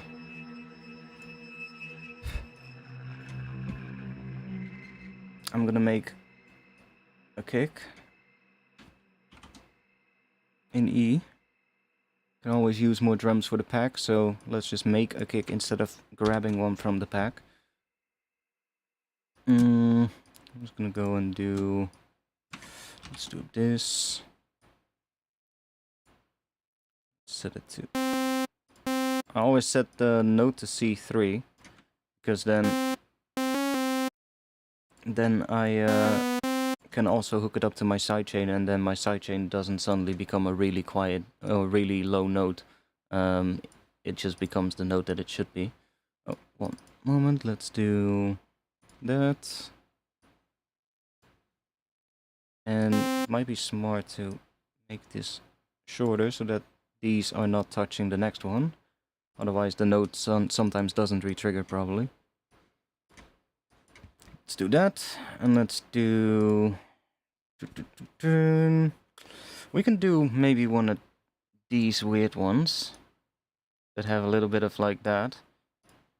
Or that one slightly different. This one is slightly different. These wavetables, by the way, are on my Patreon, so if you want to get these, then go to my Patreon. All these wavetables are on there. I dropped those last month, and yeah, they're pretty nice for, especially the ones in the analog category. I feel there's a couple of ones here that are like really basic wave shapes, but they work really well for sound design, especially when you start combining with FM, because then usually you don't want to get too crazy of a waveform as to start with.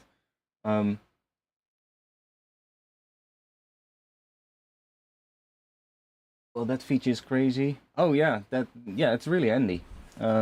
It's really handy to just have that, because a lot of times for some reason I have this, and I heard other people say this as well, where as soon as you click record and you're trying to play that right take that you need, you almost never play it right. But when you just have the whole thing looping and you just jam, and there's bound to be one that just hits right. And then you can just say, oh, that one was perfect. And then you just stop, click that button, and bam, there you go, right? Whereas it's that, I heard other people say this as well. Like they just are able to play stuff in a way, and then it just captures much better takes because of the, well, it's a mental thing, obviously. Like when you hit record, then suddenly there's some kind of additional pressure or something. But it does work, you know? And it's a really handy feature, I agree. Also, I dropped a hour and 40-minute video yesterday on Patreon. So I dropped a video on Patreon about making breaks with addictive drums and serum, so combining serum and addictive drums to make a full drum break. And I basically, I'm not sure which one it was that I did in the video, but was it that one? Or was it that one? No, it's not that one. Could have been this one, I'm not sure, but I did like a full drum break, and I basically explained everything, and it took like an hour and 40 minutes, so if you want to see that, go to my Patreon. It'll be up there for quite a while, probably before it becomes public on YouTube, because, yeah. It's basically a little bit for Patreon exclusive at the moment, so if you want to see that, then that's where you can find it. Let's see, so we're in E, so this note is C, so I'm just gonna go, that's up 4, right? Yeah, that's up 4. So we'll do 4 semitones up, and then, obviously that's way too high for a kick, so go to there, to get in the sub bass range, bring that down, we'll put that on, and let's make it a bit quicker.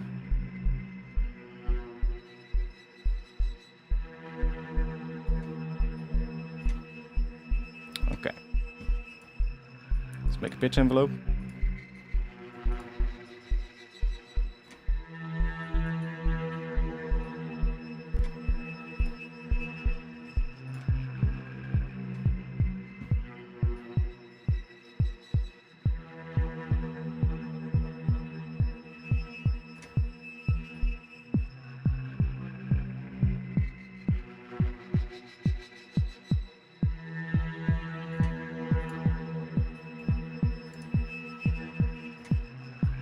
Make another pitch envelope.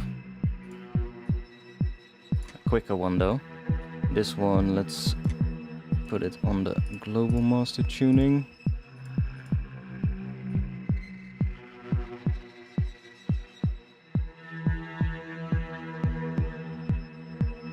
We can really create a click if we want.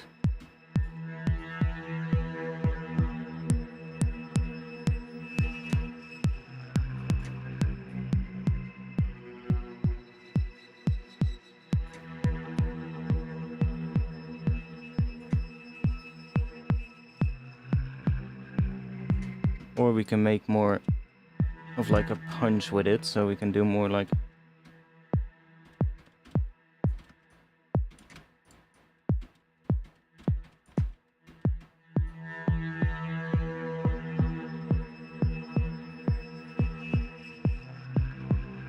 It's actually quite decent. We could even do like another one. Another one with like a really fast envelope like that, and then we'll put that on the master tuning as well. Oh, it's already there. Master tuning, and then that'll be our click. So you can really just stack pitch envelopes like that to get the perfect sort of like kick shape that you want. And then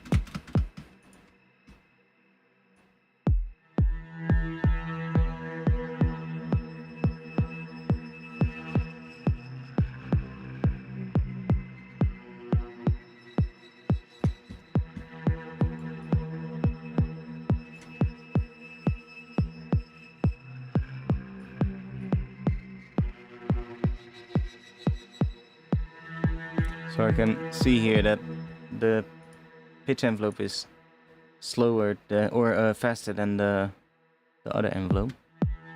So either this one is going to be longer, no. That one is going to be shorter, so like that. So then this one needs to be quicker.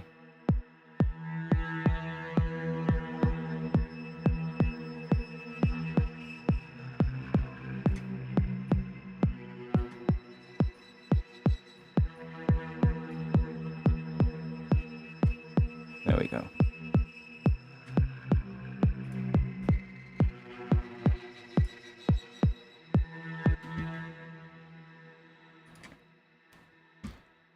And try. Not sure if this is gonna work, but let's see. Let's try doing this. Let's make it mono. So, put that on that.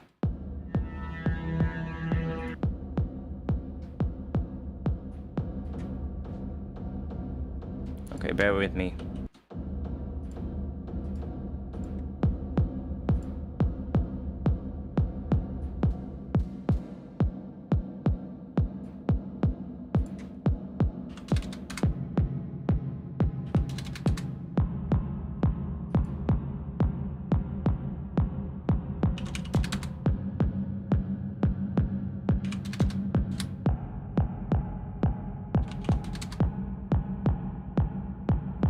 See.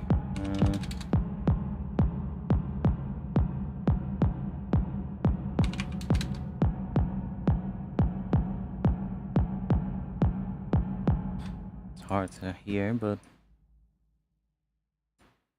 let's try this one. See if we can make a dirty kick.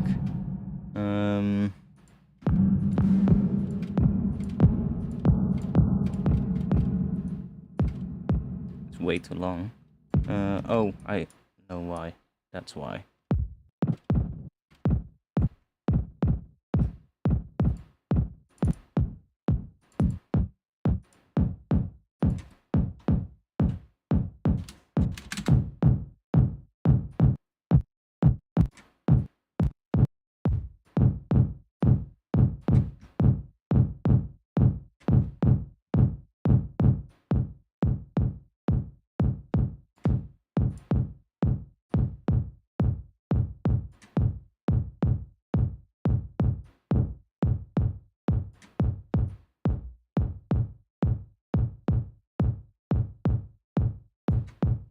See, so we can use that to kind of create, and because this is mono now, it will always work in mono. Like it's still gonna sound exactly the same. So we can use this to create like a pretty dirty kick, and then it's all about processing this one now and getting it to gel with the other one. So like.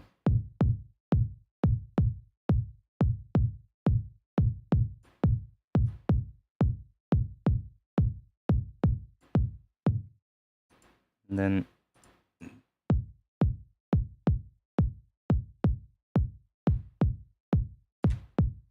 really, that I think this one might be too clicky for this, which is this one. So I can go in here and I can just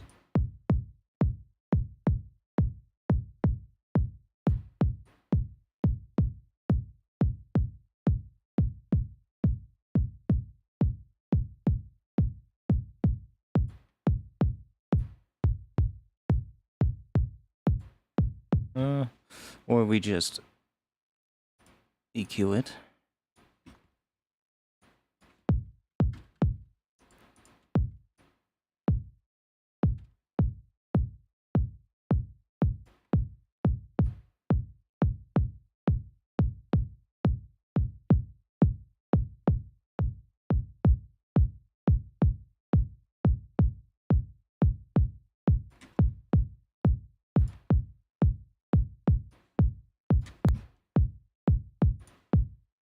So I do want to check real quick what the waveform looks like of that kick now.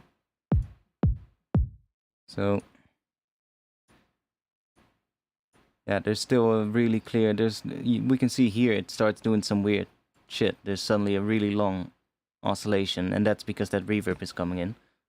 But it's quite interesting how you can use that reverb to make some pretty, I don't know, dirtier kicks. And then by messing with this position as well, you can boost different sort of like harmonics, and then that will change the waveform a lot of times as well. So like we can also go a bit louder, and then we can really start seeing like we're getting some weird rumbles in the tail, which is kind of nice. Maybe make this a bit shorter.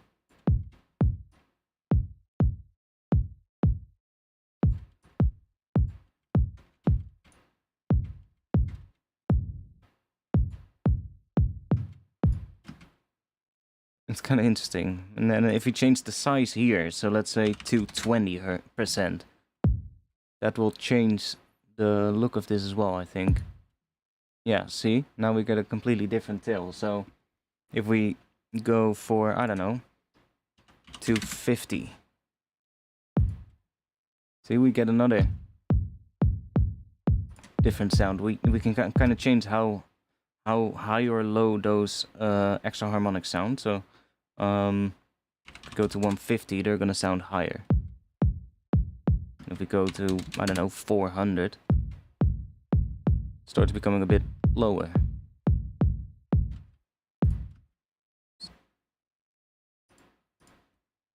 $500. Yeah, so you can get some pretty interesting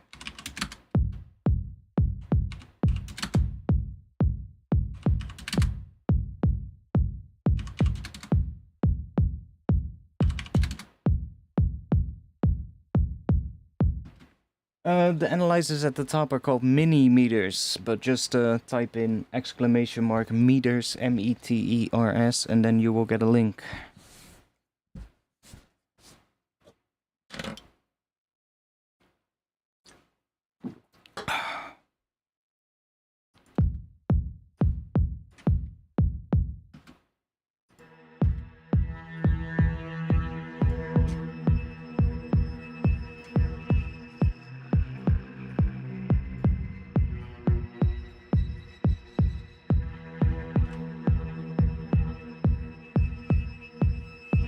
I'll do it for you. Here. If you do this.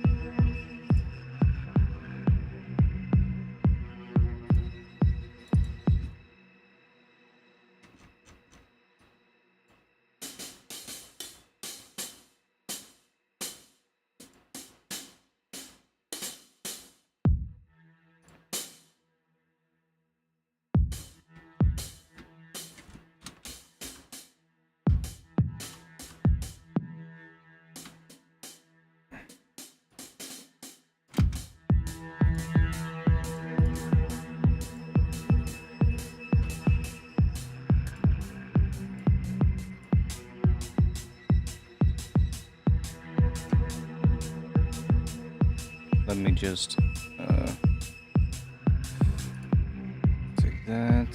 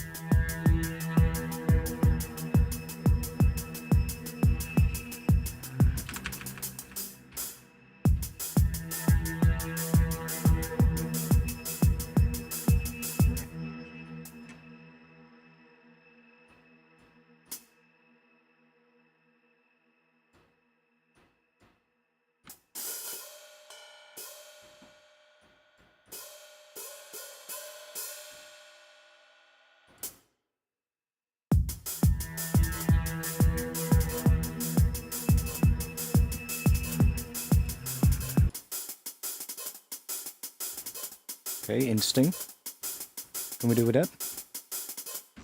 And process that to be a little bit more interesting. What happens if we just...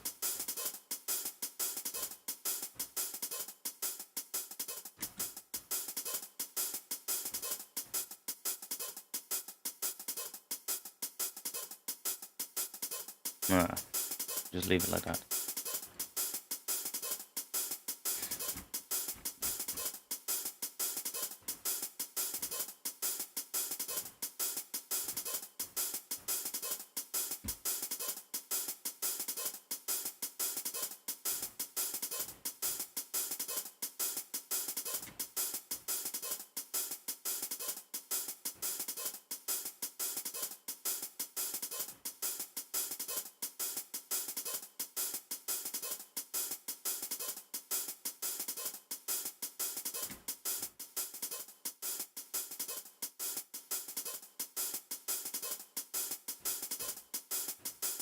Just to give it a little bit more variety. You can do maybe...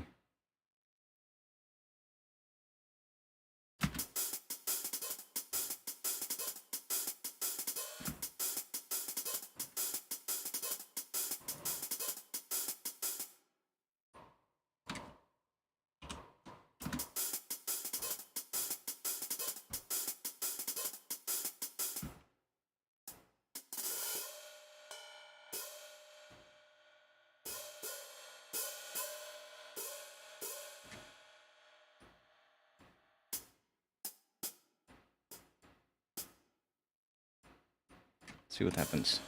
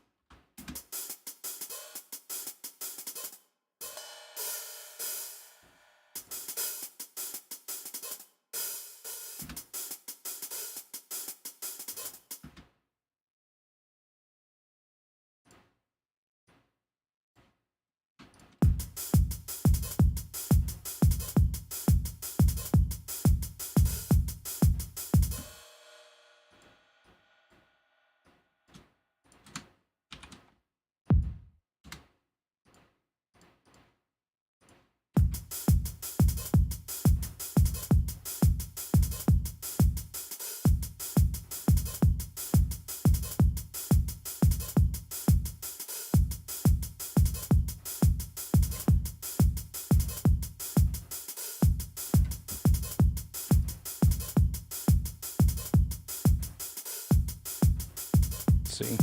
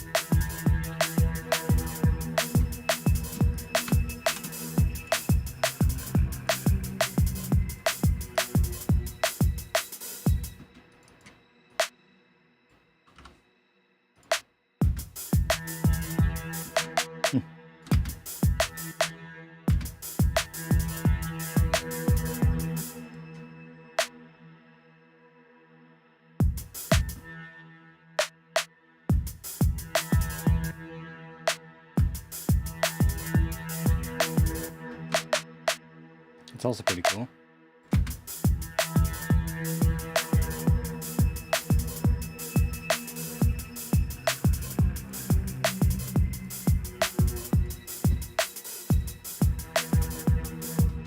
Interesting.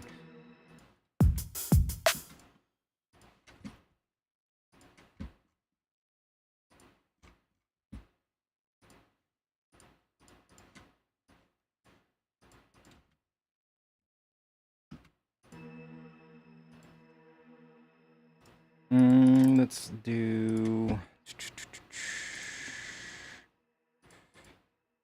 we can probably use some...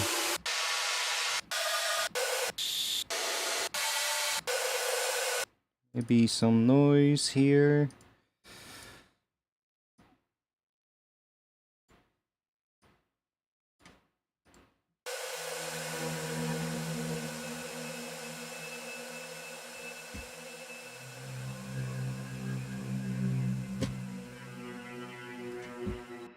Okay, that kind of works. Let's do...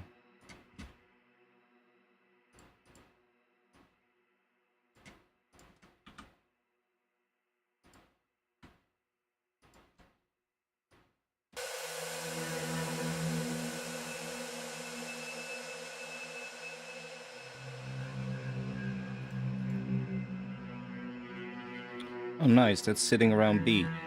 And then we are in this thing that I have here is in the key of E. So B is a fifth above E, so that's why it sounds nice. Kinda has a resonant frequency in it that works with that key. So that's good. Let's do that. And then let's maybe put a bit of... Let's put shimmer on it. And then not using this, so just do that. And then bring the feedback up a bit.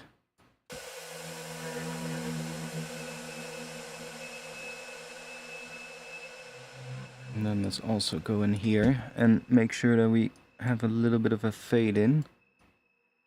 Maybe something like that. Maybe even longer. Like that.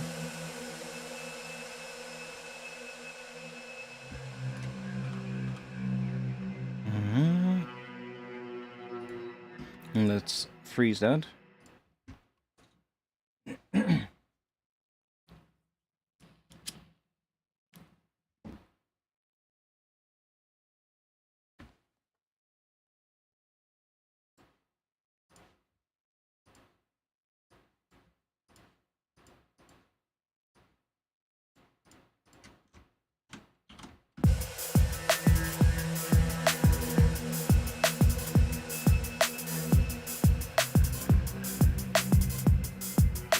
Obviously that's when we're probably just gonna have the kick come in, you know? It's just probably just gonna go...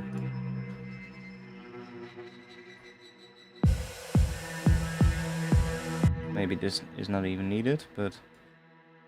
And reverse it, so that it's more coming in towards the end, maybe? And if we... back a little...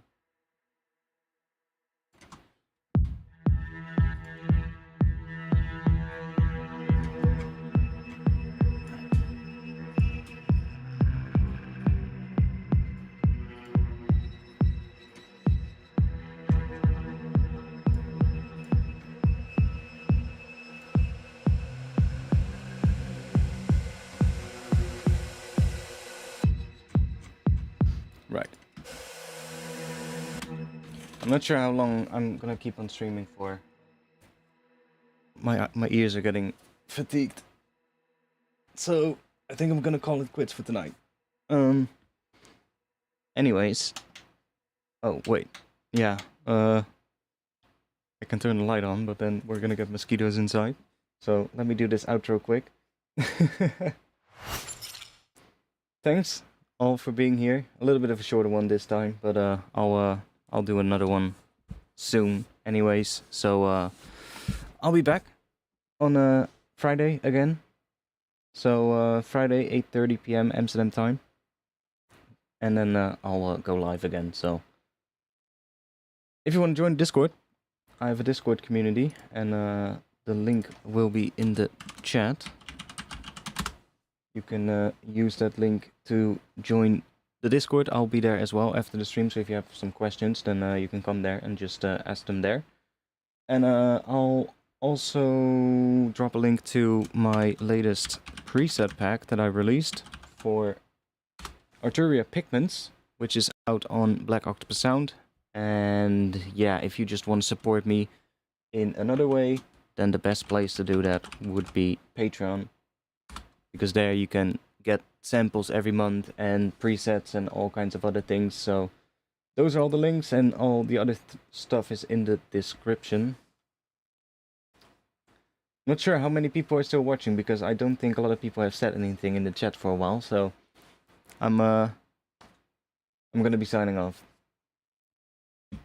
Thanks, and I'll see you all soon. Peace.